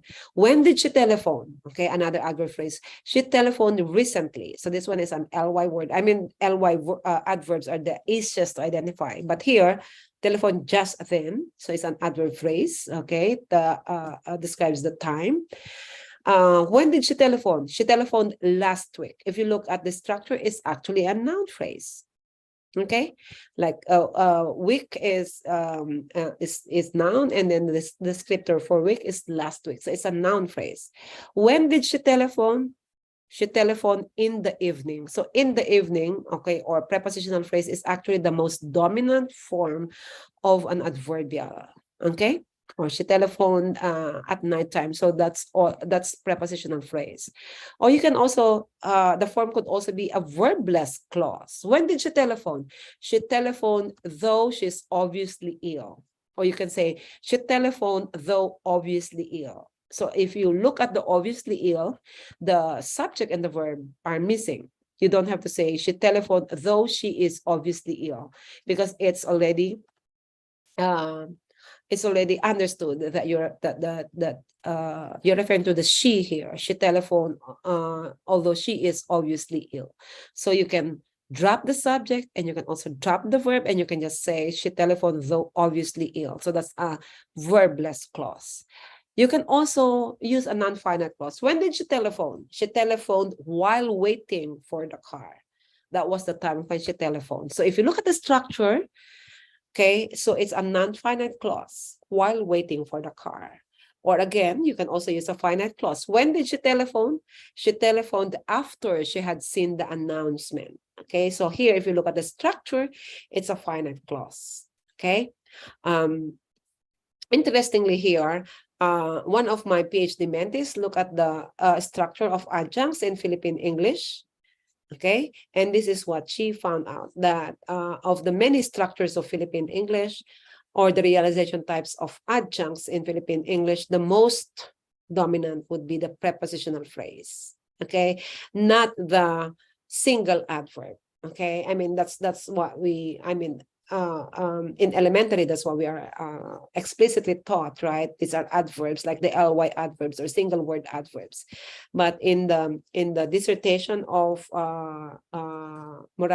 Mendoza, it's supposed to be Morales, not Mendoza. Okay, she found out that the most common would be prepositional phrase, just like what I showed you a while ago. And then the next most popular realization type of adjuncts would be finite clauses. Okay, and look at the difference. Okay, single adverb fares very low, and then we also have adverb phrase. We also have noun phrases. We have non-finite clauses. We have verbless clauses. We have prepositional clauses, and so forth and so on. Okay. So here I'm not so sure if you have heard of the term subjuncts, but they are not usually, again, taught explicitly in ordinary English language classrooms. Okay, but we have what we call subjuncts. So we have, courtesy subjuncts or viewpoint subjuncts, and these are also subjects. The emphasizers, the intensifiers, the item emphasizers, they are subjuncts. Okay, an example of like very, okay, those are all intensifiers. Okay, anything that intensifies, they are called subjuncts. Okay, I'm showing you here like courtesy. For the longest time, I don't know how they are subsumed in the English language grammar, but they are called subjuncts, or they are under the grammatical functions of adverbials called subjuncts. Okay. So we have the wide orientation and the narrow orientation. Okay. So I'll just give you an example of the courtesy subjuncts just to show you, just to show you how, how not really confusing, okay, how extensive they could get. Okay, these are examples of courtesy subjects like kindly, please, graciously, cordially, or humbly. Okay, now there are instances where they can be used in imperatives, for example. It also shows here, okay, the position in the sentence that they can actually position in the initial, they can also be in the end medial or the initial end and so forth and so on. Okay, it also shows the person or when they can occur in a passive or a separate tone and so forth and so on, like graciously accept this gift from us, or kindly leave the room, but never can you say leave the room kindly. Okay, so you say please leave the room, but you can also say leave the room please. Okay, but never don't please leave the room. Again, that's problematic. Okay, you can also say write on this form please your whole address. Okay, you can say will you kindly take a seat, or will passengers kindly refrain from smoking. You can also say, may we cordially invite you to the ball, or may I humbly offer my apologies. Okay, may I please explain my reasons. Passengers are kindly requested, they appear in the passive. Okay, but you cannot say passengers are please requested by the authorities. Okay, kindly be quiet is okay, be quiet please is okay. But you cannot say very kindly offer me a seat. He very kindly offered me a seat is okay, but not as imperative, like very kindly offer me a seat, or will you very kindly take a seat? That's not also possible. Okay. So we have already the adjuncts, we have subjuncts. Now I'm discussing disjuncts. Okay. In 2011, I published something on disjuncts in Philippine English. When you say disjuncts, these are evaluation or contemplation or respect or authority from the speaker. When you are you're about to say something, okay, we usually say, evaluate the proposition or the sentence that we are going to say next. So these are the disjuncts. For example, if you are going to say something that is unfortunate, okay, we say unfortunately, instead of just saying you did not make it to the cutoff, then we usually say, since the sentence you did not make it to the cutoff is something that is unfortunate, then we say unfortunately you did not make it to the cutoff. So the unfortunately is what we call the disjuncts. Okay, or sometimes when we are obviously, when you think that something is obvious, okay, he doesn't like you, so instead of blatantly saying he doesn't like you, we say obviously, just to highlight that what you're going to say next is something that's obvious. Obviously, he doesn't like you. Or if we are going to say something that's basic, we usually say, basically. Okay, so those are what we call disjuncts, or, actually, or seriously, and blah, blah, blah. So those are what we call disjuncts. So I investigated the disjuncts in Philippine English, and I discovered that they can function as something else aside from just being disjuncts. Like, they can be cohesive markers, they could be doubt markers, they can express actuality or of reality marker, they can be intensifier, they can be mitigator or discourse filler. Okay, I'm just showing you here examples. Okay, these are the most popular disjuncts in Philippine English, like actually. I don't know if you're very fond of actually as well, but in the Philippines, we're very fun, actually, when you say something, actually, I went to the market and then actually, okay, so every time they say something, they, use the word actually to express that, okay? The next one is we also have like hopefully, apparently, but what is interesting here is that, as you can see, there are more occurrences of unfortunately than fortunately. Okay, it appears that when we are saying something unfortunate, we would say like unfortunately, we would announce that. But if we are going to say something that's fortunate, we just say, okay, you passed the exams, okay, or you receive a gift, okay, and we do not anymore, announce that one as something that is fortunate. Okay, I also discovered that there are other forms of disjuncts aside from the single word disjuncts. There are also phrasal disjuncts, like in fairness, in all honesty, in short, in fact, as a matter of fact. Okay, you know, if you are trying to, you know, emphasize something, as a matter of fact, she is the #1 contender, okay, of the role. So, and then you say something, okay, or to be frank, at least to tell you frankly, for all we know, blah, blah, blah. And then we also have clausal disjuncts. Yeah, you use actually a lot, right? Okay, I think, I guess, I believe, I bet, I suppose, who knows? Okay, as you can see here, you know, every time that we say something, especially if we are not very sure, we are very fond of making claims, but that we are not sure of. They say, they've broken up already. Okay, but that's unverified. And you say, I think they've broken up already, or I guess they have broken up already, or I believe they have broken up already. I suppose they have broken up already. Okay, so you see, we accompany our claims with, you know, with these expressions. These are what we call disjuncts. Okay. And then I also extended my study, and then I look at the disjuncts in world Englishes just to compare. And I noticed that there are some, okay, countries or varieties that are very fond of, actually Hong Kong and Singapore are one of them. They actually have more actuallys than Philippines. I thought that Philippines is very fond of using actually, but I figured that, you know, Hong Kong and Singapore have more occurrences of actually in their spoken text. But surprisingly, and this is something that I didn't also expect. Okay, Australia, for example, very few occurrences of actually, or Ireland, for example, very few occurrences of actually. Okay, Jamaica, for instance, look at that one. There are more occurrences of basically than actually. You see that? Okay, you know, there's some people who love using the word basically, you know, when they start their sentence, you know, basically this is the. Even if they're not saying that anything that's basic, they would use the expression basically, or even, you know, the actually, even if they're not saying something in actuality, they would say actually, and then they say a word. Okay. Which one of these expressions are you familiar with, or do you usually use also? Are you the basically type of person or the actually type of person? Okay. I'm showing you here the other functions of disjuncts in Philippine English. As you can see, these are instances where it shows that, you know, actually, yeah, me too, I overuse actually or even basically. Okay. Now I noticed that I'm very fond of using apparently, you know, like apparently, you know, if you say something and then you're not very sure of the apparently, they're leaving soon, but you know, that's unverified. They say apparently. She didn't like that.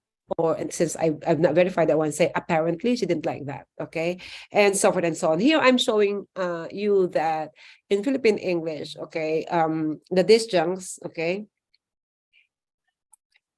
the disjuncts, okay, are used as discourse filler, like as you can see here. Okay, there, you know, it's basically the fact that, okay, the sentence starts here, you have freedom of speech. Okay, but before saying you have freedom of speech, as you can see, there are, you know, expressions like there, you know, it's basically the fact that. Okay, here is another example. So one thing that we're trying to do now, actually, in fact, it seems, okay, so all these expressions, they don't mean anything yet. The real sentence, okay, has not been uttered, okay, and the start is actually in here, okay. My interpretation, before saying that, my interpretation of this lecture, blah, blah, blah. Okay, so you see, we have the tendency to be like that. Another one, like, I guess, I know, but I think I forgot. The utterance actually here is that I know I forgot, but you know, without the disjuncts, it's kind of rude, right? I know I forgot. Okay, but you know, we just don't say I know I forgot. So we try to mitigate, okay, the sentence by saying I guess I know. It appears like we're not very sure of that, but I think I forgot. So you see, now it softens, okay. Now it softens, okay. Instead of saying I know, I forgot, okay. So it serves as a mitigating device. Another mentee of mine, Ariane Borlongan, also investigated the conjuncts or the linking adverbials in world English. So that's like the fourth grammatical function of adverbials as conjuncts. When you say conjuncts, these are the items that link linguistic items. Okay, so we have listing, summative, appositive, resultive, contrastive, inferential, transitional, or these are probably in some resources they're called cohesive markers or the transitional phrases and so forth and so on. They are actually very, very important in writing. Okay, some misuse or overuse conjuncts in sentences. Okay, for example, in the Philippines, we use the in the first place or first of all, not to enumerate, not to mention listing. So, for example, you say in the first place, milk is blah blah. In the second place, milk is da da da. So you use the in the first place when you are listing, right? Okay, so there's in the first place, there's in the second place, there's in the third place, and so forth and so on. But in the Philippines, they say in the first place to make a point or to emphasize something, like in the first place, I did not invite you.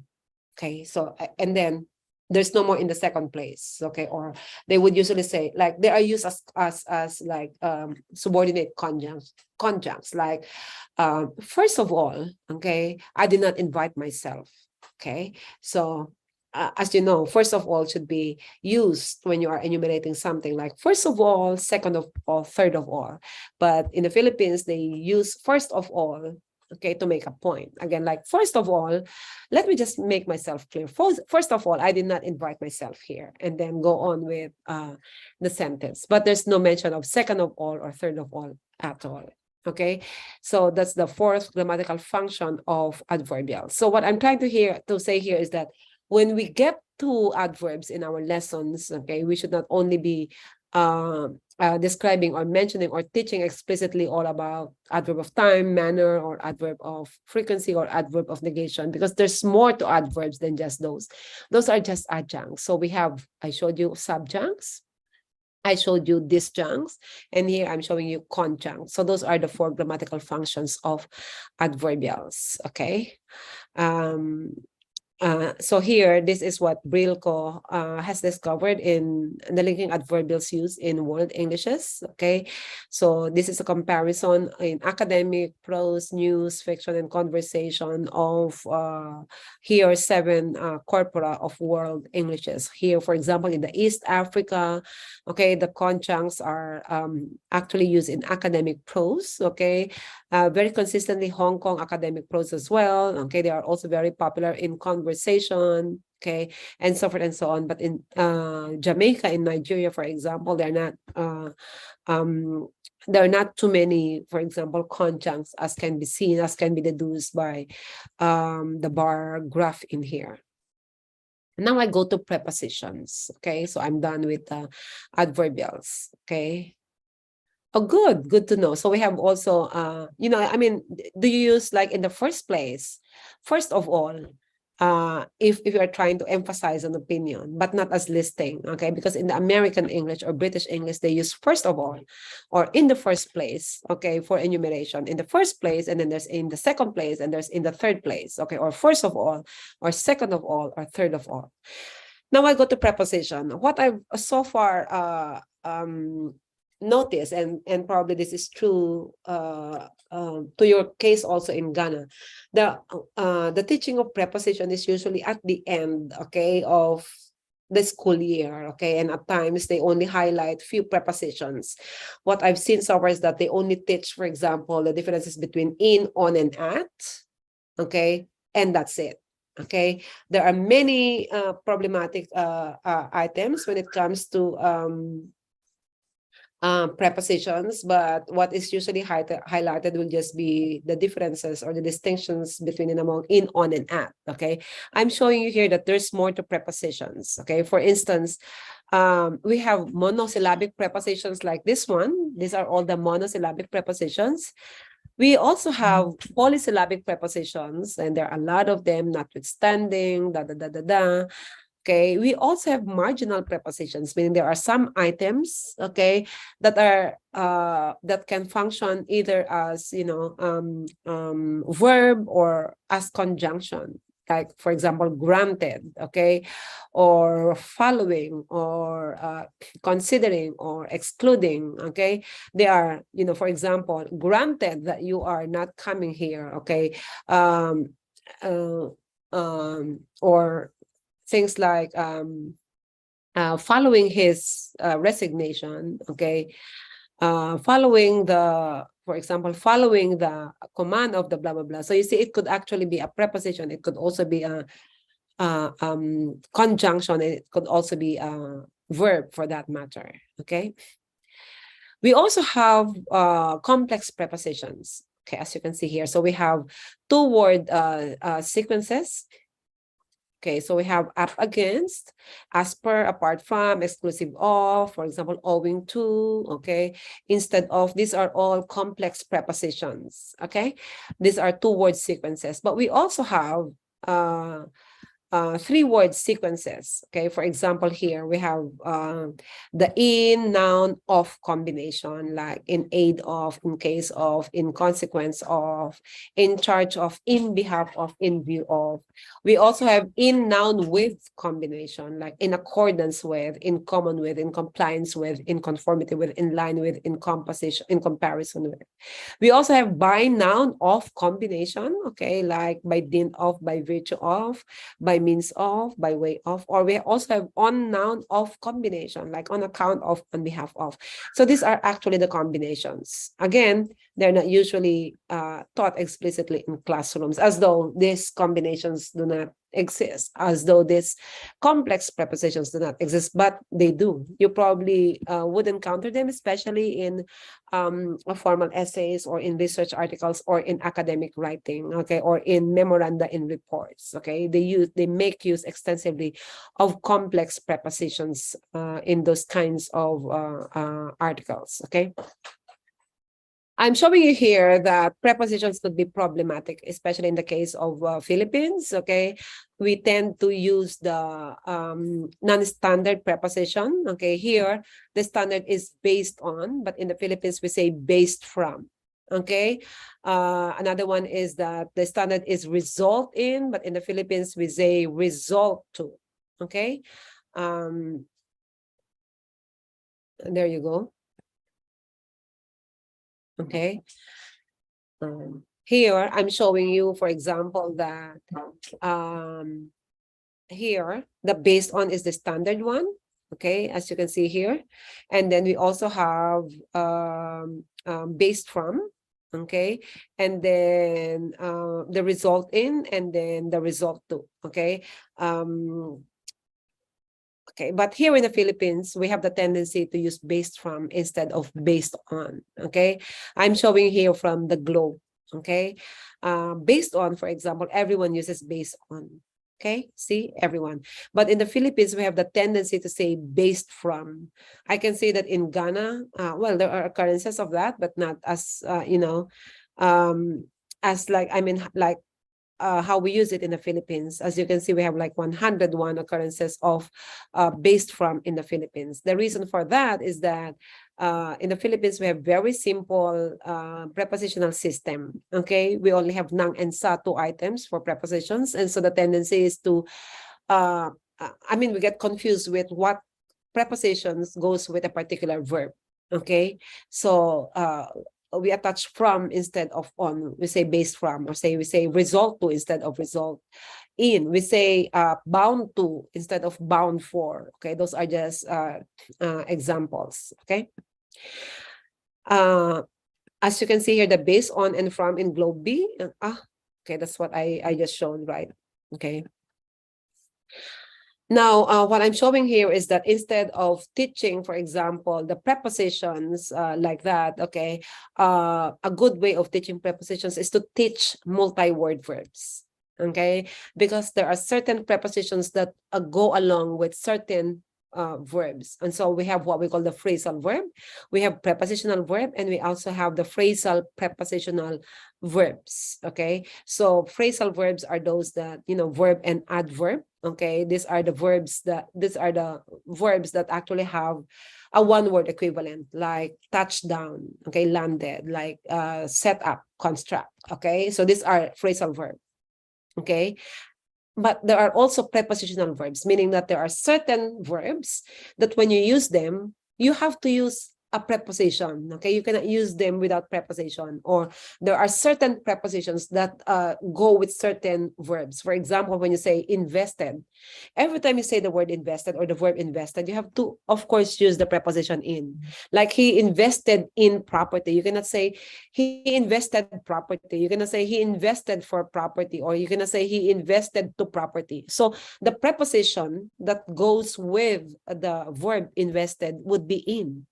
Okay, like he invested in property, or he invested his money in property. So those are prepositional verbs. Okay, meaning that there are certain prepositions that go with certain verbs. Okay, now there are also cases of phrasal prepositional verbs, meaning that these are phrasal verbs, and again there are certain prepositions that go with them. Okay, and a very good example of this one would be look forward.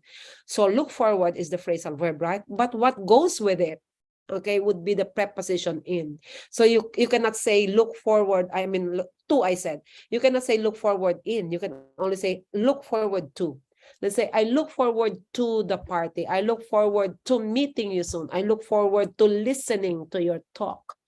Okay? So only to can be added to the phrasal verb look forward. Only the preposition to can be added to the phrasal verb look forward.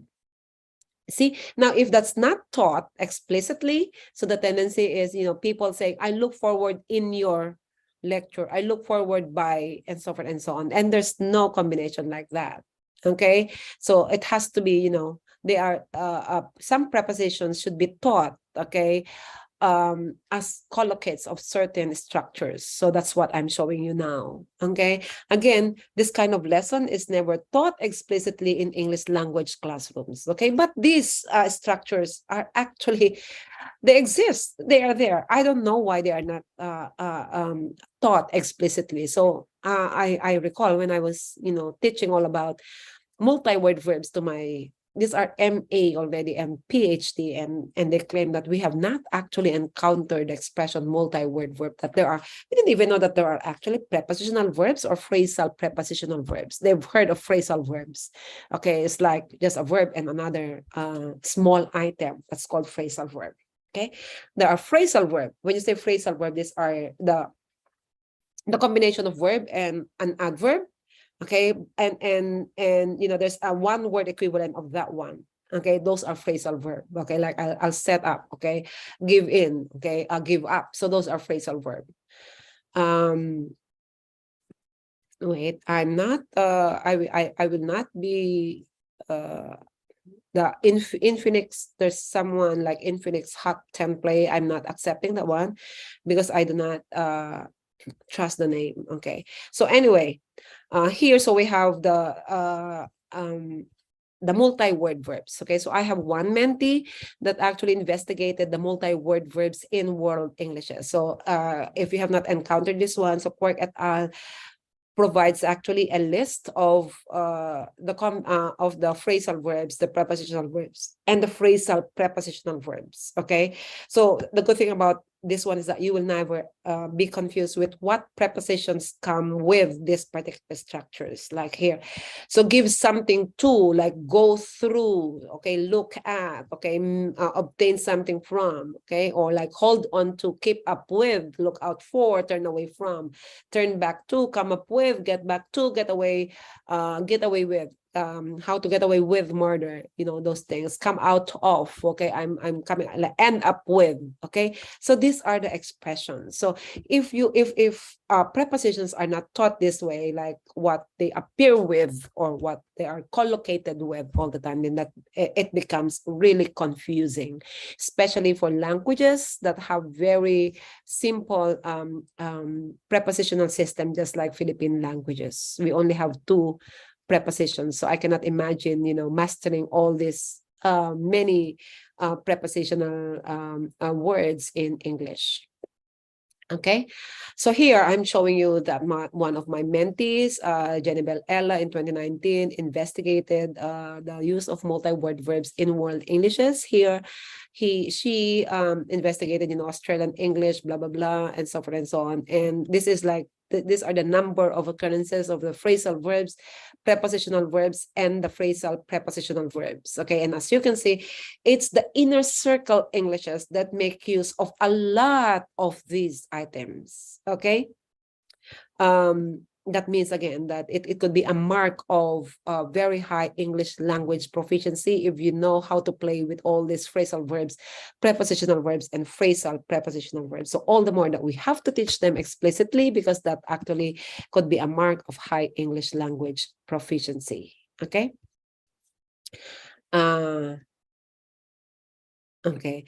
One of my mentees, okay, she's an MA, investigated the multi-word verbs in senior high school academic papers, okay, and noticed that, and these are, there are a lot of multi-word verbs actually that they use in the academic papers. Okay, we just wanted to prove that they actually exist in the lingo of students. They exist in the textbook. They exist in all academic outputs that they do. How come they are not taught explicitly?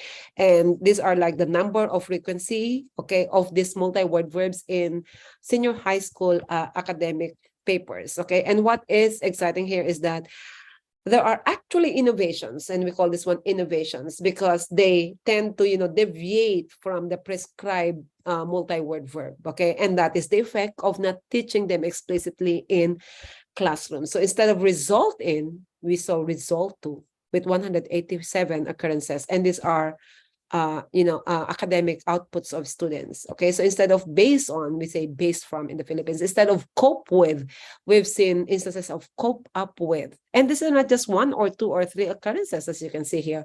So instead of spend on, we say spend in. Say set up, we saw this one. Or based on, we say based in. Or make up, or come up with, we say come up to. Or make up with, we say make up to. Or come to, we say come on. And so forth and so on. So I look at the now corpus, okay, and check the occurrences of result to, because it should be result in, okay. Oh, so as you can see, Philippines has the most number of occurrences of result to when it should be result in, okay. I can say that in Nigeria, there are, that's like second runner up to the Philippines is Nigeria. They also say result to apparently instead of result in, okay. So cope up, for example, is the prescribed one, but cope with is the prescribed one, but in the Philippines we say cope up with, okay. And then I noticed that in the globe, it's not just the Philippines actually that use the term cope up with, okay. In Ghana, there are only very few occurrences in Ghana, but in India, they also say cope up with, when it should only be cope with, okay? As you can see in the inner circle Englishes, negligible occurrences of cope up with. If they're probably not even from the native speakers, but in India, for example, and Bangladesh, okay, and here Philippines, as you can see, there are notable uses of cope up with, which is something that is far from the prescribed one. Okay, so what I've shown you so far, that the trend is the English grammar is changing. Okay, and that there are a lot of books that actually discuss the many changes happening in English grammar. What I'm going to show next would be what we should be discussing as English teachers, okay, that there are actually some changes in the English grammar. For example, here it shows here that as early as 1990 to 1994 there have been, a lot of usage of the singular there, meaning that if you have the indefinite pronoun as the antecedent, like everyone, everybody, okay, then you don't have to use his or her or his, okay, as evident here. So you can actually use the plural there, even if the antecedent is singular. So you can say everyone or everybody has their own opinion, instead of saying everyone has his or her opinion. Okay, now that's also, I mean, recently, especially that APA 7 already sanctioned that one. Okay, but in the 1990s, okay, until probably, especially in the 1990s, we are very afraid to use the singular there when it is actually perfectly okay to use singular there, or using there to refer to singular antecedent. Okay, so if we have another bar here that's about probably 2015 and onwards, then all the more that there are uses of the singular they. Okay. Recently too, and that's again, I'm now talking about the recent, I mean, the trends or the changes in the English grammar. We have seen the nouning of verbs and the verbing of nouns. Okay, at least in the Philippines, that's very widespread. Okay, and in other varieties of English as well, we have seen a lot of those. Okay, here are examples of nouning of verbs. I mean, there are verbs, but they are used as nouns. Like there are new its. Along maginhawa. We don't even have to say there are new restaurants or new places to eat. The verb eat is now used as noun. There are new eats along maginhawa. Again, then you look at the corpus, okay, to find out how widespread is the use of it as a noun and not just a verb. Or we export our produce, not just, no, you don't have to say products. Okay, here we have also seen verbing of nouns, and this is more dominant than the nouning of verbs actually. Like Fat Amy in the Pitch Perfect 2, you've seen that one, said, I'm soloing here. So you don't have to say I'm giving a solo performance here. You say soloing here, or we are holidaying in Bangkok, or we are goodbying again, or come over here, we're breakfasting, or we're picnicking, or we're isnacking, okay, or we're kayaking, or you know, those are all nouns, but you just add ing to them, and they can now be used as verbs, and that has been, you know, the trend. Okay, we also say eatery in the Philippines, eatery, but we have seen a lot of uses of eats instead of eatery or restaurants. So instead of saying eateries or restaurants, we just say eats. Are there new eats along? Are there new eats in your places, meaning places to eat, or just say eats? Okay, so that's a verb, but it's used as a noun. Here I'm showing you, I mean, if you're a big fan of, for example, this is the Big Bang Theory. Penny said, okay, I'm waitressing at the Cheesecake Factory. So this is a classic example of the verbing of noun. Okay, it's a noun, waitress, but it's used as a verb. Okay, like I'm waitressing at the Cheesecake Factory. This is a scene from, I don't know if you've watched Pitch Perfect 2. This is Fat Amy saying, hey, I'm soloing here. What are you doing? I'm soloing here. Okay, I mean, we used to be very afraid to say soloing. We say we render a solo number, okay, or they are giving a solo number or a duet number. But it's perfectly to say we are duetting or we are soloing. So again, it's a noun, but it's used as a verb. It's the verbing of nouns. Okay, I've also seen here, just you know, again, this is another case of nouning of verb. Okay, this is coming from Prison Break, season 5. Okay, so here you can see I have an ask. One that's imperative. So instead of saying I have a question, so again the verb ask is used as a noun. I have an ask, okay, which is perfectly okay. Or this one is in Suits season 8. Okay, I know it is a big ask. Okay, again it's supposed to be a verb, but it's used as a noun. Okay, the trend actually is that you can use a verb. You know, any word can be verbed, as you can see here. Okay, here this is taken from How I Met Your Mother. Okay, I love that series How I Met Your Mother. It's on Netflix if you have not seen it. So it says here, you right now'd, Scooter. Right now is an adverbial phrase, right? Or like I want to see you right now. So that's an adverbial phrase. But here, the right now is, you know, it's treated as a verb in the past form with the addition of ed. You right now the Scooter, like you said right now the Scooter, and you said you right now the Scooter. Or like, you know, on Facebook you say Shirley had your story. Okay, so if you like click the haha emoji, and so the notification says Shirley had your story. Haha is supposed to be, you know, How do you even classify haha? Okay, like an interjection. Now it's used as a verb. Okay, haha, your story, or wowed your story. Okay. Here, as you can see, again, you can turn any word into an adjective, just add a Y to it, and it becomes now an adjective. Like, you two were too happy, it ends with Y, or too charming, it ends in Y, or too nicknamey.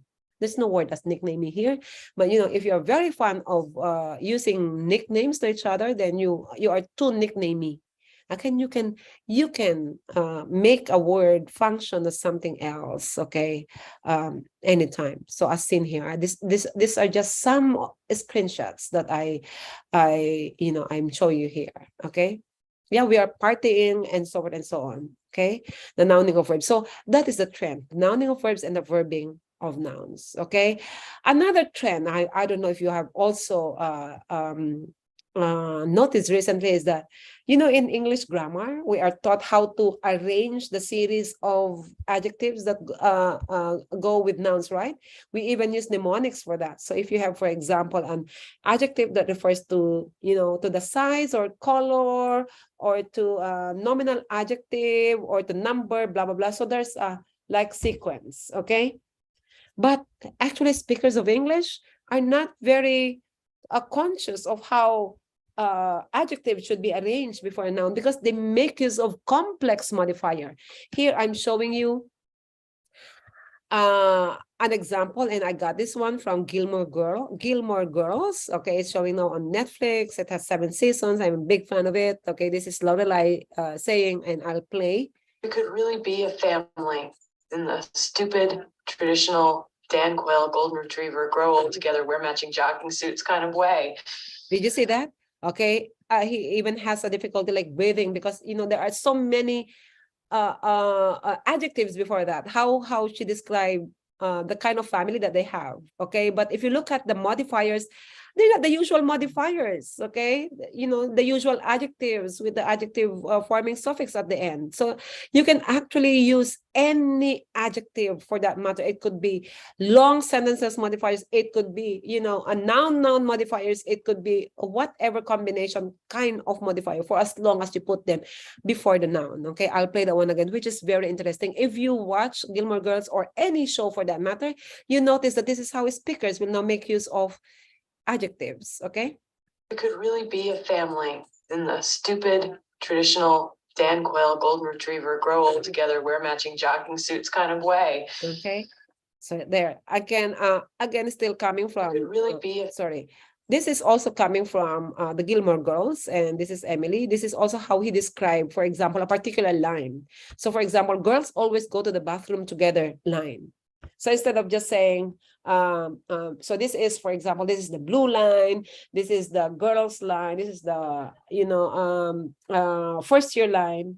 Okay, so this is how, for example, the line was described. Girls always go to the bathroom together line. So you see, that's how actually speakers already make use of adjectives. Okay, so again, as English teachers, we just have to notice the changes happening in the language. Okay, and this one I'm getting screenshots from the shows that I watch usually.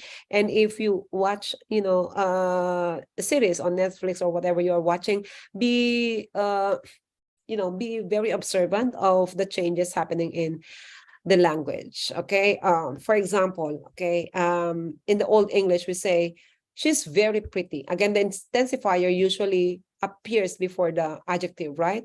She's so pretty. Okay, she's very pretty. She's so pretty.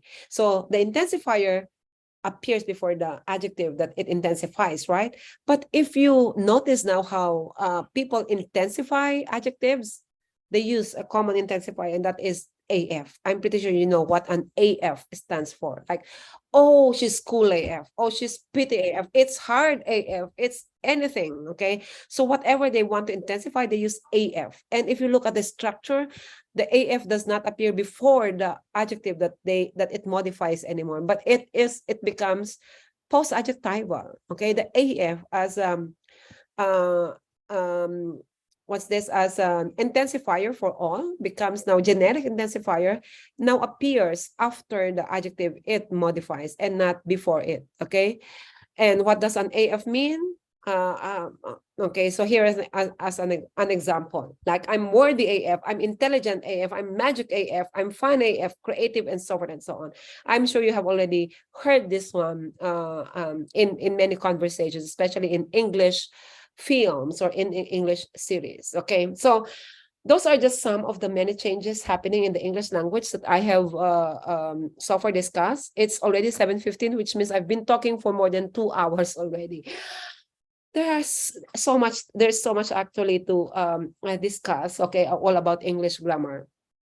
I really want to, say more, but due to time constraints, okay, I'd like to, do the wrap up now of my talk at 7:15. So again, when does an error become a feature of whatever English that is, like Philippine English, Ghanaian English, Singaporean English, or British English, and so forth and so on. Okay. AF means I've shown you already, right? So this is what AF means. Okay. It becomes the generic intensifier. Okay. And I don't want to read it and I don't want to say it. Okay. But it's you can Google it, and it's how English speakers would, intensify their adjectives. Okay. So here, when do errors cease to be errors and become part of the standard? So the answer to that one, what Gonzalez actually posed in 1985, is that if enough educated elite in the society commit these supposedly errors, then these errors in effect have been accepted by society as the standard. And okay, we do not even call them anymore errors or mistake. Okay, so from mistake or errors, we treat them as deviations from a particular norm. For example, deviation from either, deviation from American English norm or deviation from British English norm. But we treat them now more as an innovation. Okay, all these changes happening, please do not call them mistakes or errors. We don't even call them deviations. We call them as innovations, because that's what we do with the language. Okay, it's implanted in our culture, and then we innovate them depending on a lot of factors. Okay, it could be, about the language or just the culture in our society. So that's how we treat the supposed error or mistake that was once that's what others would look at. Okay, so when do we say that an error becomes a feature of a particular variety of English? So these are what D'Souza said. Like, is it widespread? Okay, like widespread meaning a lot of users of English actually use it. Okay, for example, like in the beginning, we cannot accept the word anyways, right? Because anyway is supposed to be a conjunction, and you cannot put an S to anyways. Okay, you cannot pluralize it, or there's no way that you can put an S to anyway, right? Until everyone already says anyways. Okay, to mean, if you are shifting from one topic to another. So anyways, and then we hear even the native speakers, we hear even the scholars, even the linguists themselves, okay, use anyways. So that's like, it's so widespread. Okay, is it systematic or is it rule governed? Now, for example, that's what the common rule should apply. Okay, we cannot have wrong English. Okay, I'll get to that one. These are all innovations. Again, okay, I'll get to that one later on. So is it used by competent users in formal situations? So again, if these are, the instances, okay, if the answer to all these questions is yes, then the usage must be seen as part of the standard, regardless of conscious acceptance or rejection. Okay, you don't need someone to accept that one or reject that one, for as long as it becomes, it's widespread, it's systematic, okay, and it's used by competent users even in formal situations. Then we don't treat that one anymore as an error or mistake, but it's an innovation of that particular variety. So there are 4 criteria to qualify as this is NVE or new variety of English, and Philippines is one of the new varieties of English, and I'm probably Ghanaian English is also going there. I'm not so sure of the status in Ghana, but Philippines is considered as a new variety of English. So and I think Ghana and Philippines have the same like roots. I mean, like history. It's just that our colonizers are the Americans, while colonizers of Ghana would be British. Okay, so your English there is influenced by the British English, while our English in the Philippines is influenced by American English. So these are the 4 criteria. It has developed through the educational system. Okay, like it's taught as a subject and it's used as the medium of instruction. So it has developed in an area where a native variety of English was not the language spoken by most of the population. So that's our situation. It is used for a range of functions among those who speak or write it in the region where it is used, like letter writing, of literature, the lingua franca, or just in our conversation or in whatever function that is.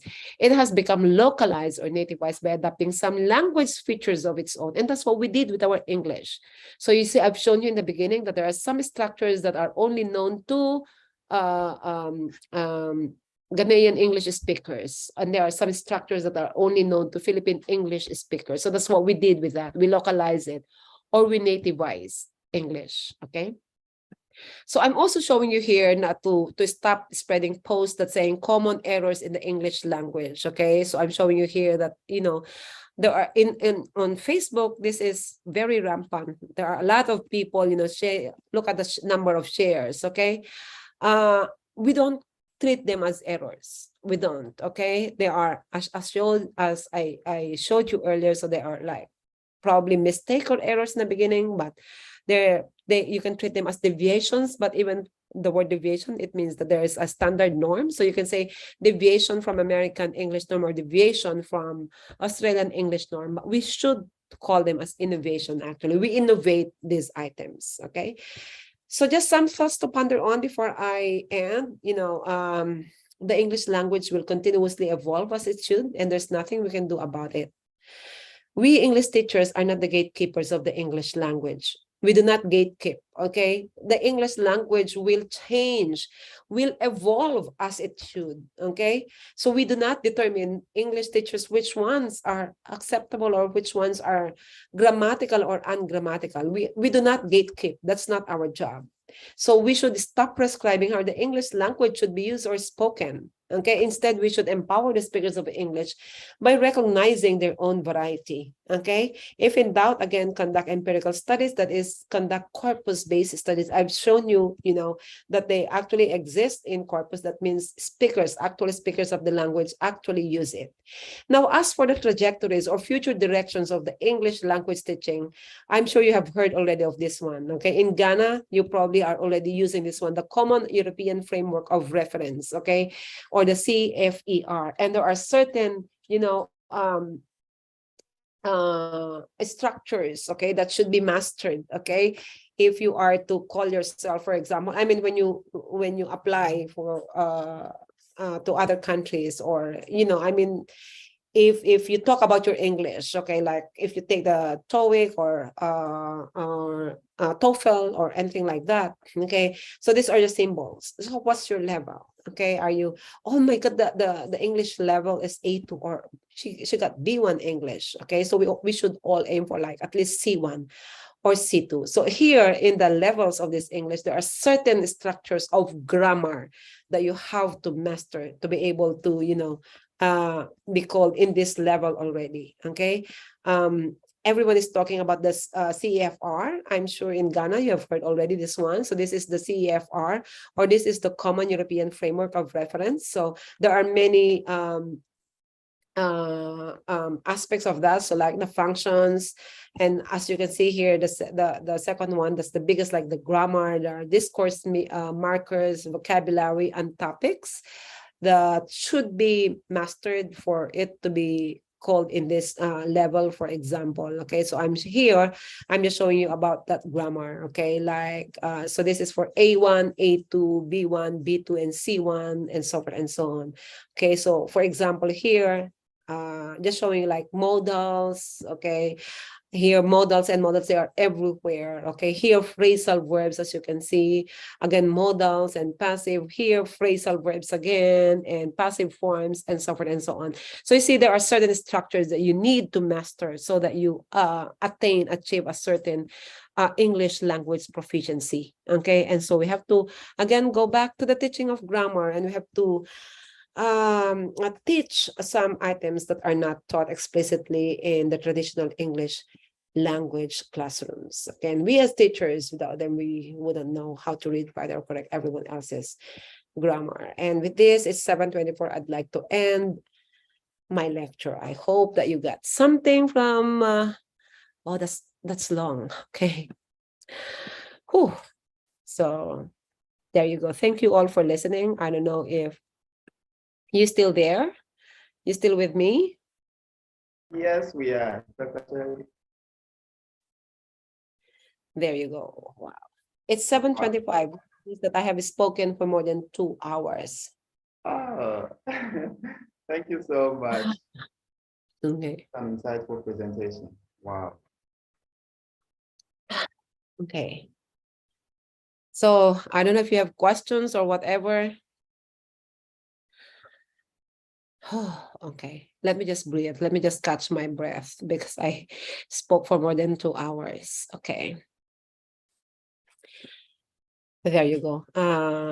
You probably have, I mean, if you are okay, I mean, if you still have time, we can entertain a few questions probably. Yeah. You can type your questions, okay, in the interest of time. Okay.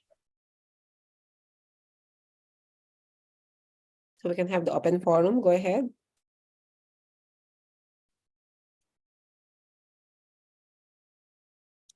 What I actually discussed today is, it's one course in masters, okay, but I had to simplify it for you guys, okay. Let me share in the chat group the link I was telling you about of the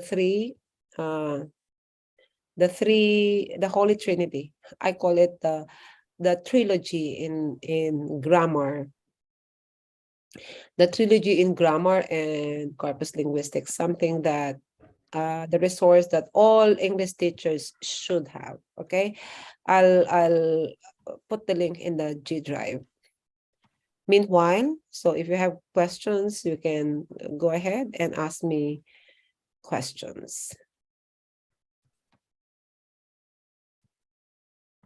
Okay. I'm looking for that. Where is it? E-library. What happened? There is a question from one of our participants. It says, can we have wrong English since every mistake is now an innovation? We cannot have, there's no wrong English, okay, please, okay. I think in many seminars, webinars that I have been discussing, okay, I usually talk about the varieties of English, okay. So we have Philippine English, we have Ghanaian English, there's British English, there's American English, there's Australian English, there's Singaporean English, and so forth and so on. All these Englishes are legitimate varieties of English, okay. So we cannot say that there's one more correct English or more correct English than the other, if that's what you mean. Okay. What I showed you is, for example, the many changes happening in the English grammar, right? Okay. And if you look at, according to corpus investigations, the changes happening actually in the English grammar would be initiated mostly by the native speakers of English. Okay. And it's only the non-native speakers of English who would imitate the native speakers in the changes that they do with their own language. Okay. So yeah, there are many changes happening in the English language. So there's no way that you can say, there's no such word as that your English is wrong, your English is incorrect. It could be incorrect in probably for that particular variety, but elsewhere that's perfectly okay. For example, I'll give you a good example. In some varieties, they cannot accept the double negatives, right?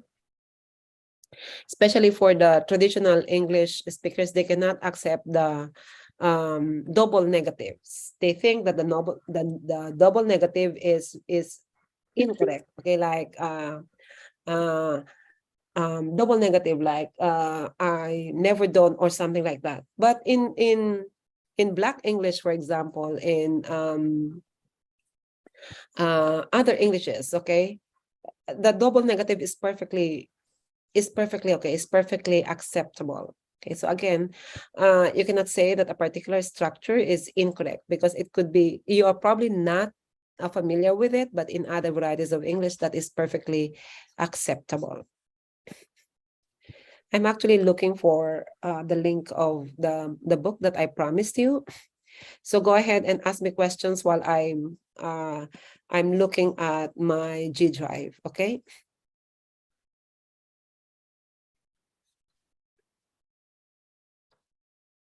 You can ask me more questions if you wish. Hello? It's okay to ask me more questions. Okay, I'm just looking for the,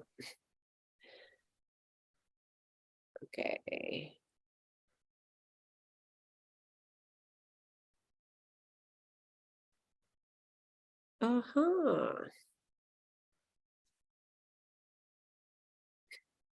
How come my e-library is missing? My there you go. Now I found it, my e-library. Okay, I'm showing you now. So this is the trilogy. I call it, where is that one? The Trinity. I call it the Trinity. Okay, I'm getting the link and I'm giving it to link copied. I'm posting it here. There you go. What's the difference between prepositional verb and phrasal verb? I think I have already discussed that one a while ago. Phrasal verb is when you have a word, a verb and an adverb at the end. Okay, so it's a two-word combination, and the equivalent of it is usually you have a one-word equivalent of that. Okay, for example, give up, surrender. So that's a phrasal verb. Okay, or what else? Set up, construct. That's a phrasal verb. Touchdown. Okay, that's a verb and then an adverb. There's a one-word equivalent of that. Those are the phrasal verb. Prepositional verb, on the other hand, is that there are certain verbs that require a certain verb, a certain preposition. That's why it's called prepositional verb. For example, let's say dawned on me. For example, it just dawned on me. Okay, so you cannot say it just dawned at me. You cannot say that. Or it just dawned to me. You cannot say that one. If you use the term dawned, so it just dawned on me that you are cutting classes. Okay, or I am interested. The verb is interested. So what preposition comes after the verb interested? You cannot say I am interested to you. Never. Okay, you cannot say I am interested of you. Okay, so if you use the verb interested, the preposition that goes with it is always in. I am interested in what you are saying. I am interested in partaking. Okay, I'm interested in your proposal. So the preposition is in. Okay, but the verb is interested. So those are the prepositional verbs. Okay, now the phrasal prepositional verbs, there are phrasal verbs again that require a certain preposition. Okay, I'll give you my PowerPoint. Let me just okay, then you can review that one. Okay, All right, Dr. Shirley, there is I think there's a person here, Mr. Samuel. Please unmute yourself and ask your question. I'm sorry. Okay. Okay, Doc. Hello. Oh, yes. Please, can you hear me? Yeah. Yeah, I can hear you. Yes. Thank you so much for the opportunity. You have talked about presidentiable as one of the lexical items in your version of English. Yep. As a Philippine English, right? Yeah. And it appears that in that word, you have attached the affix able. Able, yes, yeah. or able, Yeah. to the root, Yep. right? Yep. And you explain that it means that, I mean, in the context of the Philippine, it means someone Candidate. running Okay. for Yes. presidency, or Presidency. someone running for president, Yes. right? Okay. Or it means someone, Mm-hmm. yeah, or it means a presidential candidate. Mhm. Yes. Okay. Perhaps because of the affix able, the semantics that we should communicate with that word should probably be someone who has the ability to run for president, or I mean someone who has the potential to run Yep. for presidency. So That's right. why that, I mean, disparity? I mean, I'm trying to it's a very interesting thing, but then I'm Mm-hmm. trying to think aloud. I mean, why not someone who has the ability to run for president, or someone who has the potential to run for presidency, but it is a presidential candidate? I mean, is there any difference? Can we try to establish Oh, I some form of, see. Okay.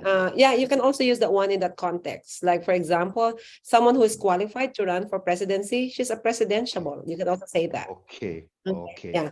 Again, if you want to, for example, see what the meaning of how presidentiable is used in what context, you can do a corpus investigation. Okay, because if you look at how, for example, they appear in newspapers, then they could mean two things. It could be a person who is qualified, okay, to run as president, or someone who's running for presidency.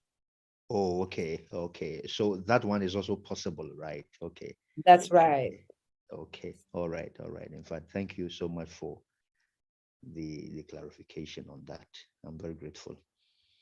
Very grateful. Yeah. Okay. Kindly check the link. I mean, it's perfectly okay, but of course you can only open that one if you have a Google Drive. Okay, Dr. Shirley, here is another one. If there are no wrong English because of the different varieties of it, how can we explain these to our students when we teach grammar terms, since our textbooks are still based on traditional grammar? We are not saying that, that's why I presented to you the trend in the English grammar, right? Okay.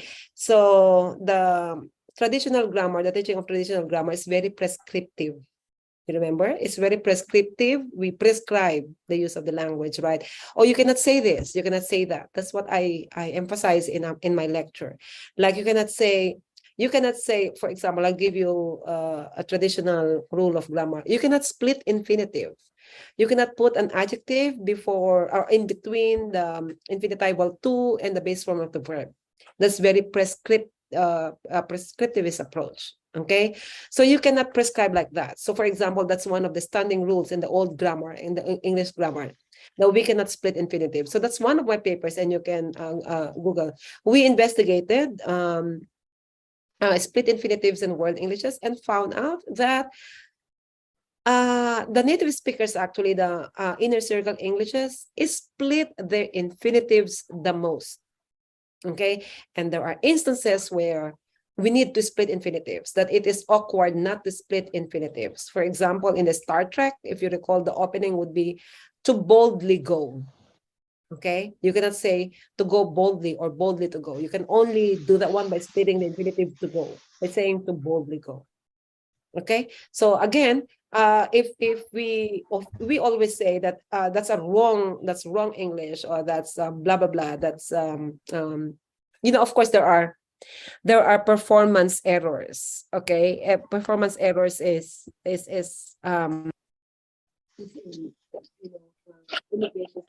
English grammar. Performance error would be, when you're teaching English language to your students, I mean young learners. Okay, when you're teaching English to young learners, you don't right away talk about world Englishes. You don't right away talk about thinking outside the box. Okay, you have to start, of course, with the basics.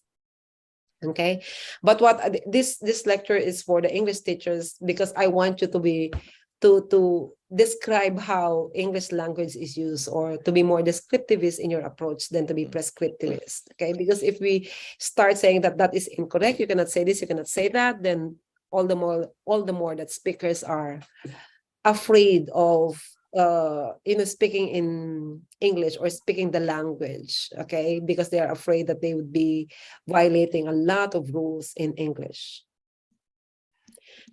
Please, how then do we deal with ambiguity if we are to accept every expression or word as innovation and not error? How then do we measure correctness and accuracy? If we, okay, you see, there's what we call the academic English and the standard English or whatever. Okay, so I'm not saying that any English, anything is okay. Okay, there are of course some parameters to that one. I think towards the end of my lecture, I talk about that one, right? Okay, there are of course parameters in the grammar, okay, and there's also like social aspect of that one, okay. But what I'm trying to emphasize here is that we are not supposed to treat those one as error, okay, or ungrammatical or incorrect, okay. We have to, what we should be telling our students is that there are many varieties of English, okay, and that your English may not be as, as or your English may not sound as American English or British English or African English, but your English is perfectly okay. Okay, that your English is, for example, Indian English, that your English is, for example, South African English, that your English is, for example, Nigerian English, or that your English is Philippine English, or whatever kind of English that is. So in that way, we are empowering the pupils, were empowering the speakers by recognizing their own varieties of English. Of course, there's not just one English. We just don't sound one, okay? I mean, we know that Ghanaian English, for example, has distinct, okay, phonology. You have distinct accent, okay, in the same manner as Philippine English has very distinct accent, okay, or Australian English has very distinct accent, or British English has very distinct accent. So that's just for the phonological side, okay. Grammar side, lexis, for example, grammar, syntax, we also have distinct features. I've shown you a bit. For example, you have some lexical items that are only known to Ghanaian English speakers. There are some structures that are only known to Philippines, and so forth and so on. Okay. Yes, we don't correct the errors. For me, I do not advocate for that, like correcting the errors right away. Okay, because all the more that speakers will not acquire the language, but we can show them, okay, the varieties of English that I don't know what you are endorsing. For example, if you are following the British English in Ghana, then you can mention that, okay, in British English, this is how they say it, okay, but there are, in Ghanaian English, this is how we say it, okay. So there are also other potential structures and not just one structure. That's what I'm saying, because if you tell the kid right away that that's incorrect, that is wrong, that's ungrammatical, okay, then all the more that the kids will be I don't know, probably traumatized, okay. But what we have discussed, as you have seen, would be all about grammar. So I of course I still believe that there are characteristics of grammar, right? We talk about the structure of, for example, verb phrases. There are structure of adverbials, blah blah blah, and so forth and so on. But at the same time, I'm also advocating that the approach to teaching English grammar should be corpus based. Okay, it should be corpus based. So if we look at the corpus, for example, so this is the British English, or this is what is prescribed by American English or British English. But look at the other varieties of English. For instance, I gave you example. Okay, so the prescribed would be based on, right? So everyone says based on, but in other varieties there are some innovations to that. Okay, for example, in Philippine English they say based from. That is not incorrect. It's innovation of based on. Okay, so American English or British English would say result in, but there are innovations to that. Though we don't call those errors, those are innovations. Okay. It's almost 3 hours now. Okay. I'm trying to send you a copy of my lecture of my PowerPoint. You can study again if you wish. You can go back. Okay.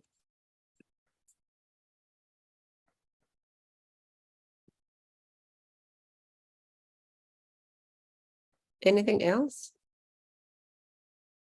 I think that's now.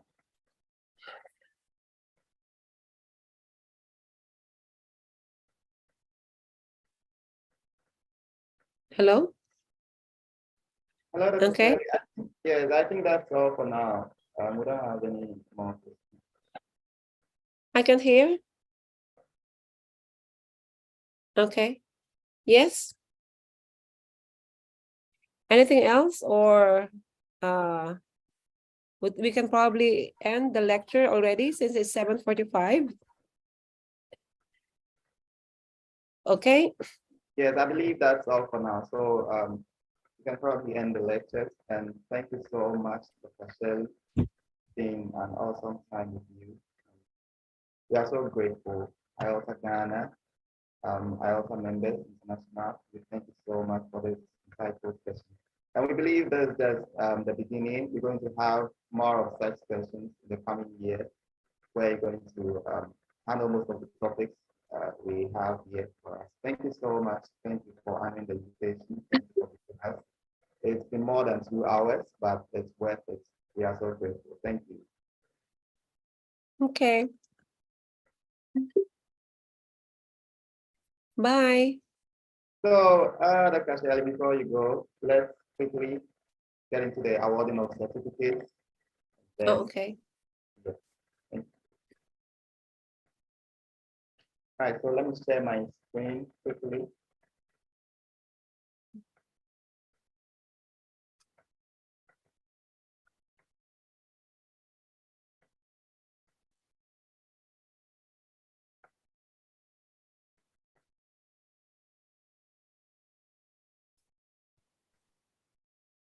All right, so we have this certificate of appreciation going to Dr. Shirley Dita for generously sharing her time, effort, and expertise as special speaker of the webinar entitled Teaching of Grammar, Trends, and Trajectories, awarded this with the 6th day of November 2022 via Zoom. And this certificate is signed by Dr. Neil Arvalo Alcantara, President of IELTS International, Dr. Glenn Parilla Cortizano, Academic Director, IELTS International, Ms. Patty Isi, the President of IELTS Ghana, Mr. Jacob Moisobando, Vice President of IELTS Ghana, Mr. Alfred Clayton, the Academic Director, IELTS Ghana, and yours truly, Ebenezer, the Ambassador of IELTS Ghana. We are so grateful. Thank you once again.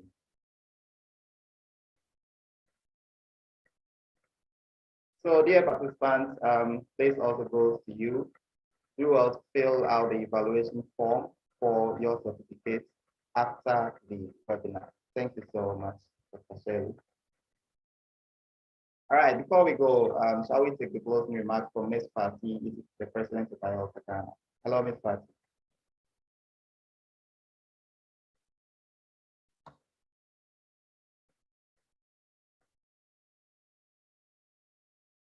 Hello, Ms. Patty.